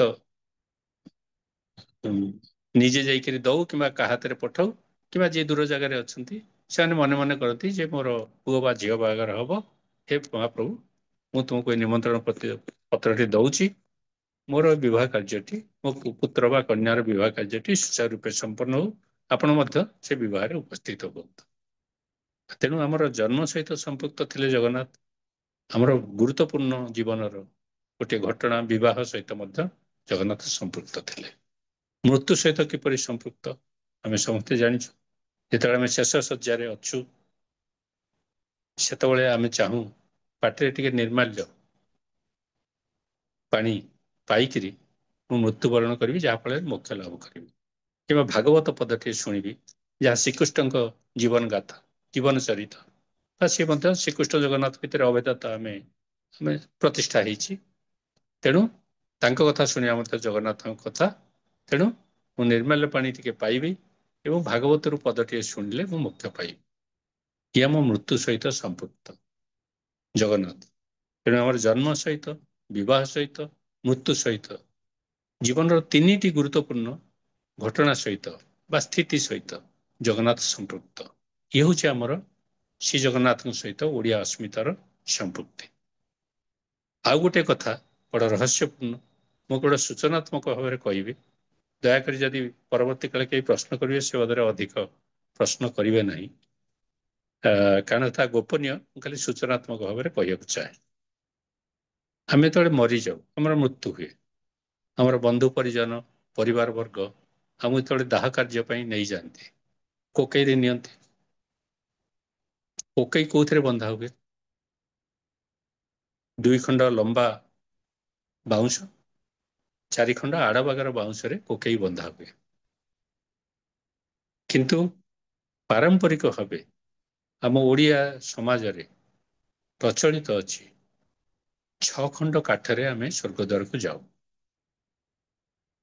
ସେ ବାଉଁଶରେ ବନ୍ଧା ହେଇ କୋକେଇ ତିଆରି ହଉଛି, ତାକୁ 6 ଖଣ୍ଡ କାଠ କାହିଁ କୁହାଗଲା? ଏ ବଡ଼ ରହସ୍ୟମୟ ପ୍ରଶ୍ନ। ଆମର ପାରମ୍ପରିକ ଭାବେ ଏଇ ଭାବଧାରା ଚଳି ଆସିଛି, 6 ଖଣ୍ଡ କାଠରେ ମୋ ହେବ ସବାରି, ସେଇ ସବାରିରେ ମୁଁ ଯିବି ସେପାରି। 6 ଖଣ୍ଡ କାଠ ହେବ ତୋ ପାଇଁ ଲୋଡ଼ା, ଆମ ପାରମ୍ପରିକ ଭଜନରେ ମଧ୍ୟ କୁହାଯାଇଛି। ହେଲେ ବାଉଁଶରେ କୋକେଇ ବନ୍ଧା ହଉଛି, 6 ଖଣ୍ଡ ବାଉଁଶ, 2ଟି ଲମ୍ବା ବାଉଁଶ, 4ଟି ଆଡ଼ ବାଉଁଶରେ 6 ଖଣ୍ଡ କାଠ କାହିଁ କୁହାଯାଉଛି ତାକୁ? ଇଏ ମଧ୍ୟ ଜଗନ୍ନାଥଙ୍କ ସହିତ ସମ୍ପୃକ୍ତ। କିପରି ସମ୍ପୃକ୍ତ କହିଛି ସୂଚନାତ୍ମକ ଭାବରେ କହିବାକୁ ଚାହୁଁଛି, ସେ ବୋଧରେ ଅଧିକ ଆଲୋଚନା ନିଷ୍ପ୍ରୟୋଜନ, କାରଣ ତାହା ଗୋପନୀୟ। ଜଗନ୍ନାଥଙ୍କ ବିଗ୍ରହଟି ଆମେ ଯୋଉ ଦେଖୁଛୁ 6 ଖଣ୍ଡ କାଠରେ ତିଆରି। ଯୋଉ ନବକଳେବରରେ ଯୋଉ ଦାରୁ, ନବକଳେବର ସୂଚନା ଦଉଥିଲି, ଯୋଉ ଦାରୁ ଚୟନ ହେଇକିରି ଆସେ, ସେ ନବକଳେବର କଥା କହିଲେ ସର୍ବନିମ୍ନ ଘଣ୍ଟାଏରେ ବି ସରିବ ନାହିଁ। ସେଥିରେ ଯୋଉ ଜଗନ୍ନାଥଙ୍କ ବିଗ୍ରହ ତିଆରି ହୁଏ, ତାର ସମଗ୍ର ଶରୀରଟି 6 ଖଣ୍ଡ କାଠରେ ତିଆରି ହୁଏ। ତେଣୁ ଆମର ମୃତ୍ୟୁ ସହିତ ମଧ୍ୟ ଆମେ ଯେତେବେଳେ ଶ୍ମଶାନକୁ ଯାଉଛୁ ବା ଦାହ ପାଇଁ ଯାଉଛୁ, ସେତେବେଳେ ବାଉଁଶରେ କୋକେଇ ବନ୍ଧା ହଉଥିଲେ ମଧ୍ୟ 6 ଖଣ୍ଡ କାଠରେ ଯାଉଛୁ ବୋଲି କୁହାଯାଏ। ଏବଂ ଯେତେବେଳେ ନବକଳେବରରେ ଜଗନ୍ନାଥଙ୍କ ପୁରାତନ ବିଗ୍ରହକୁ ନେଇ କୋଇଲି ବୈକୁଣ୍ଠରେ ପାତାଳି କରାଯାଏ, ଯୋଉ 6 ଖଣ୍ଡ କାଠ ଯୋଡ଼ା ହେଇକିରି ଜଗନ୍ନାଥ ବିଗ୍ରହଟି ମୂଳତଃ ତିଆରି ହେଇଛି, ତାକୁ କୋଇଲି ବୈକୁଣ୍ଠକୁ ନେବା ବେଳେ ସେ 6 ଖଣ୍ଡ କାଠକୁ ଅଲଗା ଅଲଗା କରିକିରି ନିଆଯାଏ ଏବଂ ପାତାଳି କରିଦିଆଯାଏ। ଏବଂ ସେଇ 6 ଖଣ୍ଡ କାଠକୁ ଦଇତା ସେବକ ମାନେ ଗୋପନୀୟ ଭାବରେ ମଧ୍ୟରାତ୍ରିରେ କାନ୍ଧେଇକି ନେଇ କୋଇଲି ବୈକୁଣ୍ଠରେ ପାତାଳି କରନ୍ତି। ତେଣୁ ଆମର ମୃତ୍ୟୁ ସହିତ ମଧ୍ୟ ଜଗନ୍ନାଥ ଏହିପରି ଭାବରେ ସମ୍ପୃକ୍ତ। ଆଉ ଗୋଟେ କଥା ରହିଗଲା, ସେ କଥାକୁ ଖାଲି କହିଦିଏ। ଜଗନ୍ନାଥ ଯୋଉ ନବକଳେବରରେ ଦାରୁରେ ଜଗନ୍ନାଥ ମୂର୍ତ୍ତି ତିଆରି ହେଲା, ଆମେ ଦାରୁ ବ୍ରହ୍ମ କହୁଛୁ, କିନ୍ତୁ ଜଗନ୍ନାଥ କେବଳ କଣ ଦାରୁରେ ତିଆରି କି?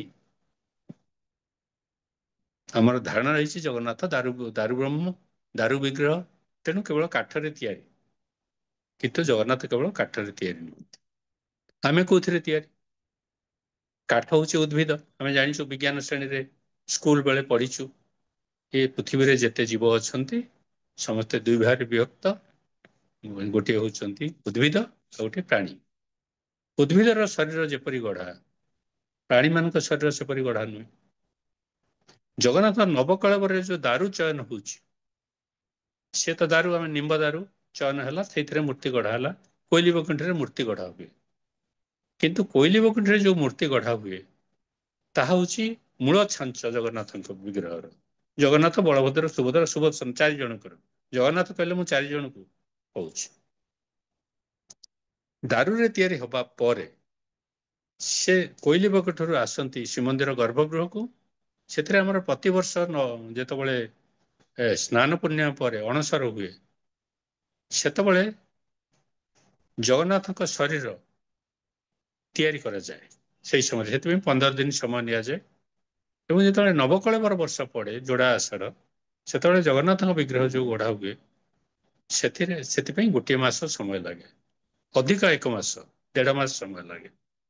କାରଣ କୋଇଲି ବୈକୁଣ୍ଠରେ ଯୋଉ ନବକଳେବରରେ ଚୟନ ହେଇଥିବା ଦାରୁରେ କୋଇଲି ବୈକୁଣ୍ଠରେ ଯୋଉ ବିଗ୍ରହ ନିର୍ମାଣ ହୁଏ, ତାହା ଜଗନ୍ନାଥଙ୍କ ବିଗ୍ରହର ମୂଳ ଛାଞ୍ଚ। ସିଏ ହେଲା ଉଦ୍ଭିଦ, ଉଦ୍ଭିଦର ଅଂଶ। କିନ୍ତୁ ଶ୍ରୀମନ୍ଦିର ଭିତରେ ସାଧାରଣ ବର୍ଷର ସ୍ନାନଯାତ୍ରା ପରେ 15 ଦିନ ଅଣସର ସମୟରେ ଯୋଉ ବଡିଟି ତିଆରି ହଉଛି, ସେଇ କାଠର ଛାଞ୍ଚ ଉପରେ, ସେ ହଉଛି ଆମ ପ୍ରାଣୀମାନଙ୍କ ଶରୀର ଯେମିତି ତିଆରି ହେଇଛି ସେମିତି ତିଆରି, 7ଟି ଧାତୁରେ। ସେ ଧାତୁ କଣ? ଆମ ଶରୀରରେ କଣ ଅଛି ନା ଅସ୍ଥି, ମଜ୍ଜା, ମାଂସ, ରକ୍ତ, ଶିରା ପ୍ରଶିରା, ଚର୍ମ ଏବଂ ଶୁକ୍ର।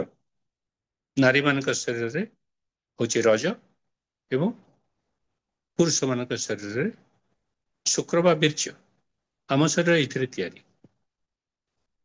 ତେଣୁ ଜଗନ୍ନାଥ, ଆମର ବୃକ୍ଷମାନେ, ଉଦ୍ଭିଦମାନେ ଗୋଟିଏ ପ୍ରକାର ଶରୀର ଧାରଣ କରୁଛନ୍ତି, ଆମେମାନେ ପ୍ରାଣୀମାନେ ଆଉ ଗୋଟେ ପ୍ରକାର ଶରୀର ଧାରଣ କରୁଛୁ। ଜଗନ୍ନାଥ ଦାରୁ ବ୍ରହ୍ମ ହେଲେ ମଧ୍ୟ ଦାରୁରେ ଯୋଉ ମୂଳ ଛାଞ୍ଚ ତାଙ୍କର ଉଦ୍ଭିଦର ଅଂଶ, ଏବଂ ବାକି ଯୋଉ ଶରୀରଟି ତିଆରି ହଉଛି ସପ୍ତାବରଣ ବିଧିରେ, ତାକୁ ଏଇ 7ଟି ଉପାଦାନକୁ ସପ୍ତାବରଣ ବିଧିରେ, ସପ୍ତ ଆବରଣ ବିଧିରେ ତିଆରି ହଉଛି। ତେଣୁ ଜଗନ୍ନାଥ এই ସମଗ୍ର ପୃଥିବୀର ଉଭୟ ଉଦ୍ଭିଦ ଜଗତ ଏବଂ ପ୍ରାଣୀ ଜଗତ, ତାଙ୍କ ବିଗ୍ରହ ଏ ଉଭୟ ଜଗତର, ସମଗ୍ର ପୃଥିବୀର ଜୀବ ଜଗତର, ସେ ଉଦ୍ଭିଦ ହଉ ବା ପ୍ରାଣୀ ହଉ, ସମସ୍ତଙ୍କର ପ୍ରତିନିଧିତ୍ୱ କରୁଛନ୍ତି। ଏପରି ବିଗ୍ରହ ମଧ୍ୟ ସମଗ୍ର ପୃଥିବୀରେ, ସମଗ୍ର ଭାରତ ବର୍ଷରେ ଆଉ କୌଣସି ଦେବତାଙ୍କ କ୍ଷେତ୍ରରେ ନାହିଁ। ଏହି ଦୃଷ୍ଟିରୁ ଜଗନ୍ନାଥ ହଉଛନ୍ତି ତାଙ୍କ ପରି ଆଉ କେହି ନାହାନ୍ତି। ରୂପରେ ଏବଂ ଶରୀର ଗଠନରେ, ଅନ୍ୟାନ୍ୟ ରୀତିନୀତିରେ ଉଭୟ ଏକାଧାରରେ ସାକାର ବିଗ୍ରହ ଏବଂ ନିରାକାର ବ୍ରହ୍ମଙ୍କୁ ପ୍ରତିନିଧିତ୍ୱ କରିବାରେ ଏପରି ବିଗ୍ରହ ଆଉ କୋଉଠି ନାହାନ୍ତି। ଏବଂ ସେଇ ବିଗ୍ରହଙ୍କର ଜନ୍ମ ଓଡ଼ିଶାରେ। ସେଥିପାଇଁ ଶ୍ରୀ ଜଗନ୍ନାଥ ହେଉଛନ୍ତି ଆମର ଅସ୍ମିତାର ସର୍ବୋଚ୍ଚ ପ୍ରତିଭୂ। ଜୟ ଜଗନ୍ନାଥ। ସମସ୍ତଙ୍କୁ ନମସ୍କାର।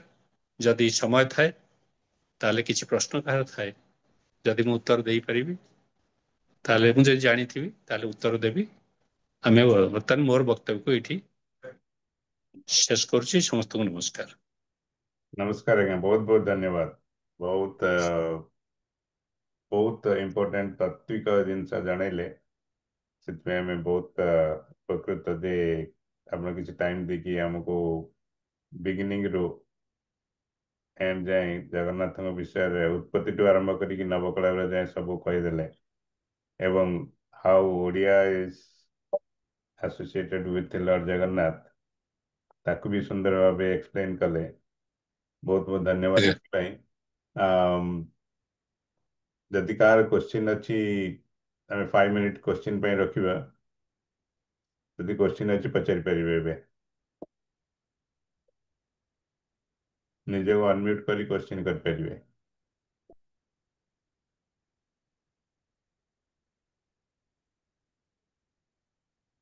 ଯଦି କାହାର ନାହିଁ, ମୋର ଗୋଟେ କ୍ୱେଶ୍ଚିନ୍ ଅଛି।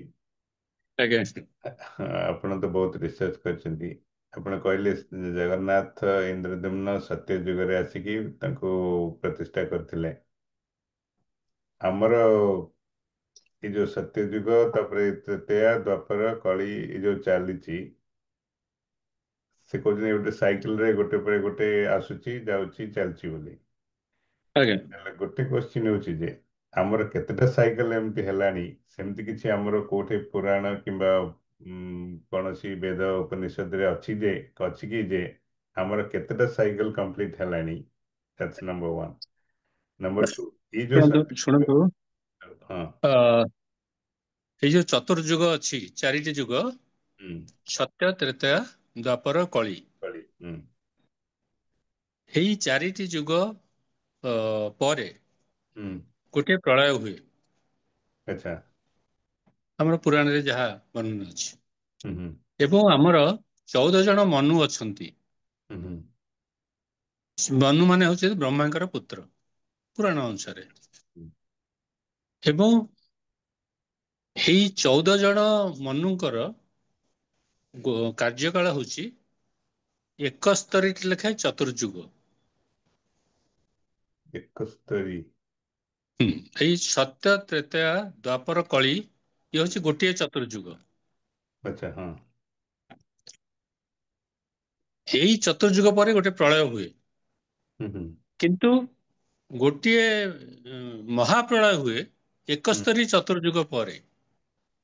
ଆଚ୍ଛା। ତେଣୁ ସେଇ 71। ଦୃଷ୍ଟିରୁ ଏଇ 14 ମନୁଙ୍କର ହୁଁ ହୁଁ ବିଭିନ୍ନ ନାମକରଣ ଅଛି। ସେ 14ଟା ନାଁ ମୋ ପାଖେ ଅଛି ଜଣା, କିନ୍ତୁ ମୁଁ ଦେଖିଲେ କାଗଜ କହିପାରିବି। ହୁଁ ବର୍ତ୍ତମାନ ବୈବସ୍ୱତ ମନୁଙ୍କର ହୁଁ ହୁଁ ସମୟ ଚାଲିଛି ଏବଂ ତାଙ୍କର ଯୋଉ ବିଭିନ୍ନ ଚତୁର୍ଯୁଗ ଅ ଭିତରୁ କେତେତମ ଚତୁର୍ଯୁଗ ମୋର ଠିକ ମନେ ପଡୁନାହିଁ। ତେଣୁ ଆହୁରି ବହୁତ ବିଳମ୍ବ ଅଛି ମହାପ୍ରଳୟ ହବା ପାଇଁ। ହୁଁ ହୁଁ ଏବଂ ମହାପ୍ରଳୟ ହେଲେ ମଧ୍ୟ ବିଭିନ୍ନ ଶାସ୍ତ୍ର ପୁରାଣରେ ଲେଖା ଅଛି, ହୁଁ ଯେତେବେଳେ ସମଗ୍ର ପୃଥିବୀ ଜଳାର୍ଣ୍ଣବ ହେଇଯାଏ, ହୁଁ ସେତେବେଳେ କଳ୍ପବଟ ଥାଏ। ହୁଁ ଏବଂ କଳ୍ପବଟର ଗୋଟେ ପତ୍ର ଉପରେ ହୁଁ ଭଗବାନ ବିଷ୍ଣୁ ବାଳମୁକୁନ୍ଦ ରୂପରେ ହୁଁ ଭାସୁଥାନ୍ତି। ହୁଁ ତେଣୁ ସେ କଳ୍ପବଟର କେବେ ବିଲୟ ହୁଏ ନାହିଁ। ହୁଁ ହୁଁ ଏବଂ ଭଗବାନ ବିଷ୍ଣୁ ସବୁ ଜିନିଷର ବିଲୟ ହେଇଯାଏ, ହୁଁ କିନ୍ତୁ ଭଗବାନ ବିଷ୍ଣୁଙ୍କର କେବେ ବିଲୟ ହୁଏ ନାହିଁ। ଭଗବାନ ବିଷ୍ଣୁ ହଉଛନ୍ତି ଯିଏ, ଶ୍ରୀ ଜଗନ୍ନାଥ ହଉଛନ୍ତି ସିଏ। ହୁଁ ତେଣୁ ଯେତେବେଳେ ତାପରେ ପୁଣି ଯାହା ପୃଥିବୀରେ ଥିଲା, ତାହା ଭଗବାନ ନିଜେ ପୁଣି ନୂଆ କରି ସୃଷ୍ଟି କରନ୍ତି। ତେଣୁ ବିଭିନ୍ନ ଯୋଉ ମନୁ ଅଛନ୍ତି, ଚତୁର୍ଦ୍ଦଶ ମନୁ, ତାଙ୍କ ଭିତରୁ ବୈବସ୍ୱତ ମନୁଙ୍କର ଚତୁର୍ଯୁଗ ବର୍ତ୍ତମାନ ଚାଲିଛି। ତେଣୁ ଆଚ୍ଛା। ଏଇ ଯୋଉ 71 ଚତୁର୍ଯୁଗ ଭିତରେ ଇଏ ଗୋଟିଏ ଚତୁର୍ଯୁଗ। ହୁଁ ହୁଁ ସେଇ ଚତୁର୍ଯୁଗ ସରିବା ପାଇଁ ମଧ୍ୟ ଆହୁରି ଅନେକ ବର୍ଷ ବାକି ଅଛି। ଏଇ ହଉଛି ତାହେଲେ ପୁରାଣର ଭାବନା। ତାହେଲେ ଏଇ ଯୋଉ ଇନ୍ଦ୍ରଦ୍ୟୁମ୍ନ ଆଜ୍ଞା, ଆସି ଗୋଟେ ଆଡ କରିବାକୁ ଚାହିଁବି ଆଜ୍ଞା। ବିଘ୍ନେଶ୍ଵର ଆଜ୍ଞା କହୁଥିଲେ ଆଜ୍ଞା, ଆଜ୍ଞା ପ୍ରଣାମ। ଆଜ୍ଞା ଆଜ୍ଞା ଆଜ୍ଞା ବଲବସ୍ତ ମନୁଙ୍କର ଚାଲିଛି। ଆଉ ଯେମିତି ଆପଣ କହିଲେ 14ଟା ମନୁ ଅଛି। ପ୍ରତ୍ୟେକ ମନୁରେ ଆମର ଅଛି 71ଟା ସାଇକେଲ ଯୁଗ। ଚତୁର୍ଯୁଗ ଆଜ୍ଞା। ଆଜ୍ଞା ତ ବର୍ତ୍ତମାନ ଆମେ ଅଛେ 28ତମ ହଁ ଚତୁର୍ଯୁଗରେ। ଆଜ୍ଞା ଆଜ୍ଞା ଆଜ୍ଞା ଆଉ ବଲବସ୍ତ ମନୁ ହେଲେ 7 ନମ୍ବର। ଆଜ୍ଞା ଆଜ୍ଞା ଆଜ୍ଞା। ଆଜ୍ଞା। ତାମାନେ ଅଧା, ଏଇ ଯୋଉ 14 ମନୁଙ୍କର ଆମେ ଅଧାରେ ଅଛୁ। ଆଜ୍ଞା। ଆଉ 72 ତ ବହୁରି ବହୁତ 24 3 72 ତିନି ଭାଗରୁ ଅଳ୍ପ କିଛି ଯାଇଛି। 3 ଭାଗରୁ ଭାଗେରୁ ଅଳ୍ପ ବେଶୀ ଯାଇଛୁ। ଆହୁରି 2 ଭାଗ ପାଖାପାଖି ଅଛି। ଆଜ୍ଞା। ଆଜ୍ଞା 14ଟା ମୋର ମନେ ଅଛି, କହିଦେଇ ପାରିବି। ଆଜ୍ଞା ସେ ସ୍ୱୟମ୍ଭୁ, ନାଁ ଗୁଡା ଅଛି ସବୁ। ଆଜ୍ଞା ସ୍ୱୟମ୍ଭୁ, ହଁ ସରଚିତ୍ତ, ସ୍ୱୟଂଭୁବ ସରଚିଷ ଉତ୍ତମ, ଉତ୍ତମ ତାମସ ରୈବତ ତାପସ, ତାମସ, ରୈବତ ଏମିତି ସବୁ ରୈବତ, ଅଛି। ଆଜ୍ଞା ଆଜ୍ଞା ଚକସୁଷ, ଆଜ୍ଞା ଆଜ୍ଞା ଆଜ୍ଞା ବଲବସ୍ତ, ଆଜ୍ଞା ଆଜ୍ଞା ସ- ସବ ସବ ନେଟ ରେ ଗୁଗୁଲ ରେ ପାଇଯିବେ। ନେଟ ରେ ଆଜ୍ଞା ଯୋଉଠି ସର୍ଚ୍ଚ କଲେ ପାଇଯିବେ। ଆଜ୍ଞା ଆଜ୍ଞା ନେମ୍ସ ଅଫ 14 ମନୁଜ ସର୍ଚ୍ଚ କଲେ ପାଇଯିବେ ସବୁ ଅତି ସହଜ। ଆଜିକାଲି ତ ଅଙ୍ଗୁଠି ଅଗରେ ବହୁତ ଜ୍ଞାନ ଅଛି। ଆଜ୍ଞା ଆଜ୍ଞା ତ ଆଜ୍ଞା ଗୋଟେ କୋଶ୍ଚିନ୍ ଏଥିରେ ଉଠୁଛି, ଆଜ୍ଞା ଆଜ୍ଞା ଯେତେବେଳେ ଇନ୍ଦ୍ରଦ୍ୟୁମ୍ନ ଆସିଥିଲେ ସିଏ କୋଉ ଟାଇମରେ ସତ୍ୟ ଯୁଗରେ ଆସିଥିଲେ? ତାର ଅଛି, ମୋର ମନେ ପଡୁନାହିଁ, ମୁଁ ଦେଖିଲେ କହିଦେଇ ପାରିବି। ଆଚ୍ଛା, ଆଜ୍ଞା ମାନେ ସେ କରେଣ୍ଟ ସାଇକେଲର ସତ୍ୟ ଯୁଗରେ ଆସିଥିଲେ ନା ପ୍ରିଭିୟସ୍ କୋଉ ସାଇକେଲର ସତ୍ୟ ଯୁଗରେ ଆସିଥିଲେ? ନାଇଁ ବର୍ତ୍ତମାନ ତ କଳି ଯୁଗ ନା ଆମର। ରାଇଟ୍, ଏଇ ଯୋଉ କଳିଯୁଗ ଆସିଲା କଳି ଯୁଗ, ଦ୍ୱାପର। ହୁଁ, ଏଇ ଯୋଉ ଚାଲିଛି ଆର ଆର ସତ୍ୟ ଯୁଗରେ ଆସିଥିଲେ। ଏଇ ଚତୁର୍ଯୁଗର ସତ୍ୟ ଯୁଗ ଆଚ୍ଛା। ପୁରାଣ ଅନୁସାରେ। ପୁରାଣ ଇତିହାସକାର ମାନେ ତାକୁ ଗ୍ରହଣ କରୁନାହାନ୍ତି। ତ ସେ ଏଇ ଭିନ୍ନ ପ୍ରସଙ୍ଗ। ଆମେ ପୁରାଣ ଅନୁସାରେ ଆମ ତ ବିଶ୍ୱାସ ଗଢି ହୁଁ, ଉଠିଛି। ଆଜ୍ଞା ତ ପୁରାଣ ଅନୁସାରେ ଏଇ ଯୋଉ ସାଇକେଲ କରେଣ୍ଟ ଚାଲିଛି ତାର ସତ୍ୟ ଯୁଗରେ ଇନ୍ଦ୍ରଦ୍ୟୁମ୍ନ ଆସିଥିଲେ ଆଜ୍ଞା ଆଜ୍ଞା ଏବଂ ଏଇ ସାଇକେଲର ହିଁ ଦ୍ୱାପର ଯୁଗରେ। ଅଛି ସ୍କନ୍ଦ ପୁରାଣରେ ସେ ଲେଖା ଅଛି, ମୋର ହଠାତ୍ ମନେ ପଡୁନି, ଦେଖିଲେ କହିପାରିବି। ମୋର ବି ଆଜ୍ଞା ଏଇ ପ୍ରଶ୍ନଟା ଅଛି ଆଜ୍ଞା କି ଆମେ ଆଜ୍ଞା ଯୋଉ ସତ୍ୟଯୁଗ, କଳିଯୁଗ, ଦ୍ୱାପର ଯୁଗ, ତ୍ରେତୟା ଯୁଗ, ରାମଙ୍କର ଆଜ୍ଞା ଭଗବାନ ଶ୍ରୀକୃଷ୍ଣଙ୍କର ଏଇ ସବୁ କହୁଛେ, ଏଇଟା କୋଉ ମନୁରେ ଆଜ୍ଞା ହେଇଥିଲା? ସେ ତ ବଡ ଗହନ ବ୍ୟାପାର ଆଜ୍ଞା ତାକୁ।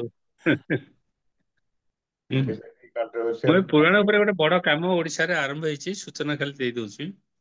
ଏ ଅଷ୍ଟାଦଶ ପୁରାଣଟାକୁ ଓଡିଆରେ କରାହଉଛି ଗୋଟିଏ ଅନୁଷ୍ଠାନ ପକ୍ଷରୁ। ମୁଁ ସେଥିରେ ମଧ୍ୟ ସମ୍ପୃକ୍ତ ଅଛି। ବହୁତ କଥା ଆମେ ପ୍ରକୃତରେ କିଛି ଜାଣିନୁ। ସେ ତାକୁ ପଢିଲା ବେଳକୁ ଅନେକ ଜିନିଷ ଆମର ଭାରତୀୟ ପରମ୍ପରାରେ କିପରି ଭାବେ ଗଢି ଆସିଛି, ଭାରତୀୟ ବିଶ୍ୱାସ ପରମ୍ପରା, ଚେତନା, ଐଶୀ ଚେତନା ର ଭିତ୍ତି ଏତେ ଗଭୀର ଯେ ତାକୁ ସବୁ ପଢିଲା ବେଳକୁ ଧୀରେ ଧୀରେ ଜଣା ପଡୁଛି, ହୃଦବୋଧ ହଉଛି। ତେଣୁ ଆମେ ପ୍ରକୃତରେ କିଛି ଜାଣିନୁ। ବହୁତ ଆମକୁ ଅଧ୍ୟୟନ କରିବାକୁ ପଡିବ। ସେଥିରେ ଆମର ସମୟ ନାହିଁ, ସେତିକି ଅଧ୍ୟବସାୟ ନାହିଁ। ଚେଷ୍ଟା କରିବା କିଛି କିଛି ଜାଣିବା ପାଇଁ। ଏଇଠି ଆମର ଠାକୁରଙ୍କୁ ତ ଆମେ ଜାଣିନୁ ଠିକ ଭାବରେ ଏପର୍ଯ୍ୟନ୍ତ। ରାଇଟ୍। ଖଣ୍ଡିଆ ଦିଅ ମାଦଳା ଦିଅ ତଥାପି କହୁଛୁ, କିନ୍ତୁ ହେଲେ କେଡେ ବଡ କନସେପ୍ଟ ଆ ପଛରେ ଅଛି, ବିରାଟ କନସେପ୍ଟ। ଆମେ ସେ କଥା କଣ ଅନୁଭବ କରିପାରୁଛୁ କି? କରିପାରୁନୁ। ତେଣୁ ଆପଣଙ୍କର ଆମେ ନଲେଜ। ଯୋଉଦିନ ବୁଝିବୁ, ପ୍ରକୃତ ଜାଣିବୁ ଯେ ପ୍ରକୃତ ଜଗନ୍ନାଥ କିଏ, ତାଙ୍କର ପ୍ରକୃତରେ ସେ କିପରି ଆମର ଅସ୍ମିତା ସହିତ ଜଡିତ, ଆମେ କିଛି କିଛି ବୁଝିବାକୁ ଚେଷ୍ଟା କରୁଛୁ। ଯେତିକି ମୁଁ ଜାଣିଥିଲି କହିଲି, ଆହୁରି ବହୁତ କଥା ଜାଣିବାକୁ ବାକି ଅଛି। ବହୁତ ବହୁତ ଭଲ ଜିନିଷ କହିଲେ, ଆଜ୍ଞା ସେଇଟା ଆଜ୍ଞା ବହୁତ ଇମ୍ପୋର୍ଟାଣ୍ଟ ଜିନିଷ, ଭଲ ଜିନିଷ। ଆଉ କିନ୍ତୁ ଗୋଟେ କୋଶ୍ଚିନ୍ ଆପଣଙ୍କର କରିବି ନଲେଜ ଆଜ୍ଞା? ଅନୁସାରେ ଏଇ ଯୋଉ କରେଣ୍ଟ ଦ୍ୱାପର ଯୁଗରେ କୃଷ୍ଣଙ୍କର ଆବିର୍ଭାବ, ସେଇଟା କରେଣ୍ଟ ଦ୍ୱାପର ଯୁଗରେ, ଏଇ ସାଇକେଲର ଆଜ୍ଞା ଦ୍ୱାପର। ଆଜ୍ଞା କଣ ହେଲା? କରେଣ୍ଟ ସାଇକେଲ ଅଛି, ସେଇ ସାଇକେଲର ଆଜ୍ଞା ଆଜ୍ଞା ଦ୍ୱାପର ଯୁଗରେ ଶ୍ରୀକୃଷ୍ଣ ଆସିଛନ୍ତି। ଆଜ୍ଞା ସୋ ଯାହା କିଛି ଆମେ କହୁଛେ ରାମ କୃଷ୍ଣ ସବୁ କରେଣ୍ଟ ସାଇକେଲର ସତ୍ୟ ତ୍ରେତୟା ଦ୍ୱାପର ଯୁଗରେ ହିଁ ଚାଲିଛି। ବର୍ତ୍ତମାନ ଯଦିଓ କଳିଯୁଗ ଆଜ୍ଞା ଚାଲିଛି, ଆଜ୍ଞା it's not like previous cycle. ଆଜ୍ଞା ଆଜ୍ଞା ପଚାରନ୍ତୁ ଆପଣ। ହଁ ହଁ, କୁହନ୍ତୁ। ମୁଁ ଗୋଟେ କୋଶ୍ଚିନ୍ କରୁଛି। କୋଶ୍ଚିନ୍ ନାହିଁ, ଏବେ ତ ପୁରାଣ କଥା ବହୁତ ଡିସ୍କସ୍ କଲେ, କିନ୍ତୁ ବେଦାନ୍ତ ଚର୍ଚ୍ଚା ଯଦି କରିବେ, ଆଜ୍ଞା ଗୌଡପାଦାଚାର୍ଯ୍ୟ ମଣ୍ଡୁକ ଉପନିଷଦ କାରି କାର୍ଯ୍ୟ ଲେଖିଛନ୍ତି, ଆଜ୍ଞା nobody is born, nobody is died. Everybody was ଆଜ୍ଞା always there. ଆଜ୍ଞା ସେ ଆଜ୍ଞା ଅଜାତବାଦ ସେ କହିଲେ, ଅଜାତବାଦ ଆଜ୍ଞା ବିଷୟରେ ଗୌଡ଼ପାଦଙ୍କ ଉପରେ ବହୁତ ଡିସ୍କସ୍ ଅଛି। ଗୌଡ଼ ଦେଶରୁ ସେ ଆସିଥିଲେ, ଗୌଡ଼ ଦେଶ ସେତେବେଳେ ଓଡ଼ିଶା ହେଇଥିଲା। ଓଡ଼ିଶାରୁ ଚାଲି ଚାଲି ସେ ସାଉଥକୁ ଗଲେ, ସାଉଥକୁ ଗଲା ପରେ ସେ କହିଲେ ଯେ ତ କୋଉଠୁ ଆସିଛ, ତାଙ୍କ ଗୁରୁ କହିଲେ କୋଉଠୁ ଆସିଛ, ଗୌଡ଼ ଦେଶରୁ ଆସିଛ। କେମିତି ଆସିଛ? ଚାଲି ଚାଲି ଆସିଛି। ସୋ ତମ ନାଁ ହେଲା ଗୌଡ଼। ଆଜ୍ଞା That Gaudapada ଆଜ୍ଞା Karika is very important in the Vedanta discussion. ଆଜ୍ଞା ସେ କହୁଛନ୍ତି ଆଜ୍ଞା ଅଜାତବାଦ, ତାଙ୍କର ଅଜାତବାଦ ହେଲା ସଦାବେଳେ everybody is always there, nothing created, nothing ନାଇଁ destroyed. ଆମେ ତ ଆମ ଶରୀରଟା ମରୁଛି ସିନା, ଆମେ ତ ମରୁନୁ ନା। ଭାରତୀୟ ଭାବଧାରା ସେଇଆ। ହଁ, ସେଇଟାକୁ ଟିକେ ମେନସନ କରିବା ଆମେ ଦରକାର ଯେ ଆମେ this is body is not you, but ବଡିଟା ଯାଉଛି। ମୁଁ କହିଲି ଯେ ଆମେ ଯେମିତି ଗୀତାରେ କହିଛି ବାସାଂଶୀ ଜିନ୍ନାନି, ପୁରୁଣା ଲୁଗା ହେଇଗଲେ ଆମେ ନୂଆ ଲୁଗା ପିନ୍ଧୁଛୁ, ସେମିତି ପୁରୁଣା ଶରୀରକୁ ଛାଡି ଆମେ ନୂଆ ଶରୀର ଧାରଣ କରୁଛୁ। କିଛି ଲୋକଙ୍କର ପୂର୍ବ ଜନ୍ମ କଥା ଯଦି ମନେ ରହୁଛି, ସେ ଜାତି ସ୍ମର ହଉଛନ୍ତି, ଆମର ମନେ ରହୁନି, ତେଣୁ ଆମେ ଭାବୁଛୁ ଆମର ଅତୀତରେ କିଛି ନଥିଲା। କିନ୍ତୁ ଭଗବାନ କହିଛନ୍ତି, ଅର୍ଜୁନକୁ କହିଛନ୍ତି ଗୀତାରେ ଯେ ତୁମେ ସିନା ପୂର୍ବଜନ୍ମ କଥା ଭୁଲି ଯାଇଛ, ମୁଁ କିନ୍ତୁ ସବୁ ମନେ ରଖିଛି। ଅନେକ ଜନ୍ମ, ବହୁନି ବହୁନି ଜନ୍ମାନି କୁହାଯାଇଛି। ତେଣୁ ତୁମେ ବହୁ ବହୁ ଜନ୍ମରେ ଆସିଛ, ମୁଁ ବି ବହୁ ବହୁ ଜନ୍ମରେ ଆସିଛି। ତୁମେ କୋଉ କୋଉ ବାଟ ଦେଇ ଆସିଥିଲ, ପୂର୍ବ ଜନ୍ମରେ କିପରି ମୋ ସହିତ ସମ୍ପୃକ୍ତ ଥିଲ, ତୁମେ ଭୁଲି ଯାଇଛ, ମୁଁ ମନେ ରଖିଛି। ତେଣୁ ଆଜ୍ଞା ଭାବଧାରା ଏଇଆ।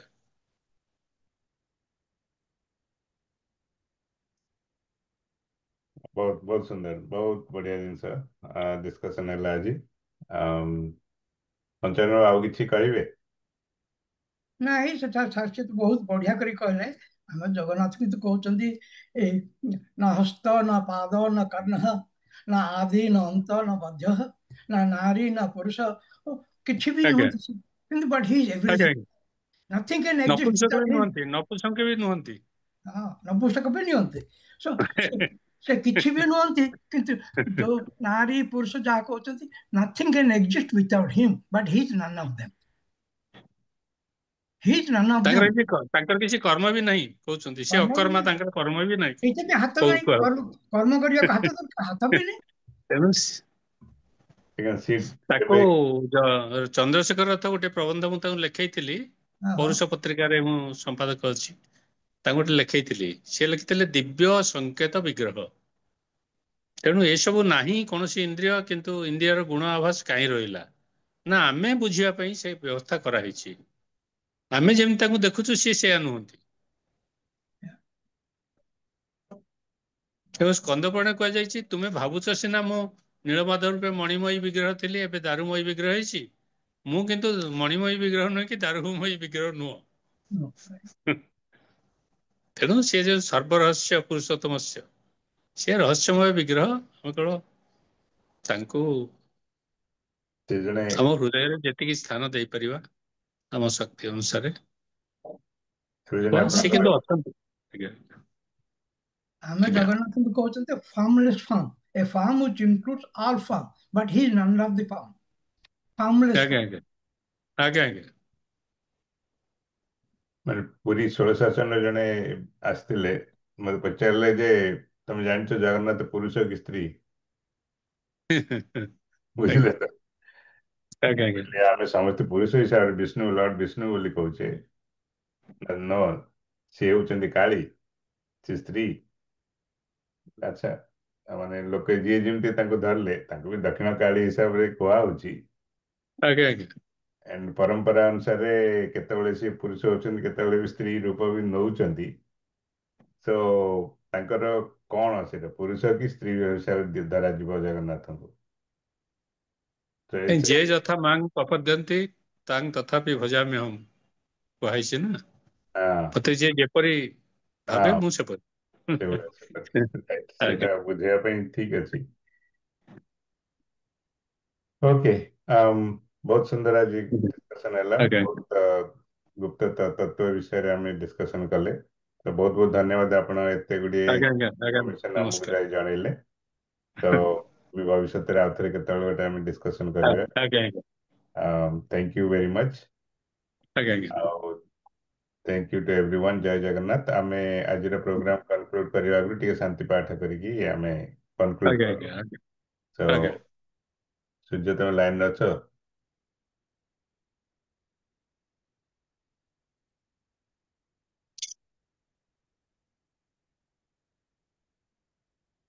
ଓକେ, ଆମେ ଯଦି ସମସ୍ତେ ଏକା ସାଙ୍ଗେ ଏ ଶାନ୍ତି ପାଠ କରିପାରିବା ଭଲ ହବ। ଆଜ୍ଞା। ମୋର ସ୍କ୍ରିନରେ ବର୍ତ୍ତମାନ ଆସିଛି। ओम जगन्नाथ महाविष्णु बलभद्र सदाशिवं सुभद्रा ब्रह्मशक्ति च प्रणमामि पुनः पुनः। ओम जगन्नाथ स्वामी नयन पथगामी भवतु मे। ओम असतो मा सद्गमयो तमसो मा ज्योतिर्गमयो मृत्युर्मा अमृतंगमय। ओम शांति शांति शांति। सर्वे भवन्तु सुखिनः, सर्वे सन्तु निरामया, सर्वे भद्राणि पश्यन्तु, मा कश्चित् दुःखभाग् भवेत्। ॐ शान्ति शान्ति शान्तिः। पूर्णमदं पूर्णमिदं पूर्णात् पूर्णमुदच्यते पूर्णस्य पूर्णमादाय पूर्णमेव भविष्यते। ॐ शान्ति शान्ति शान्तिः। हरि ओम। जय जगन्नाथ। जय जगन्नाथ।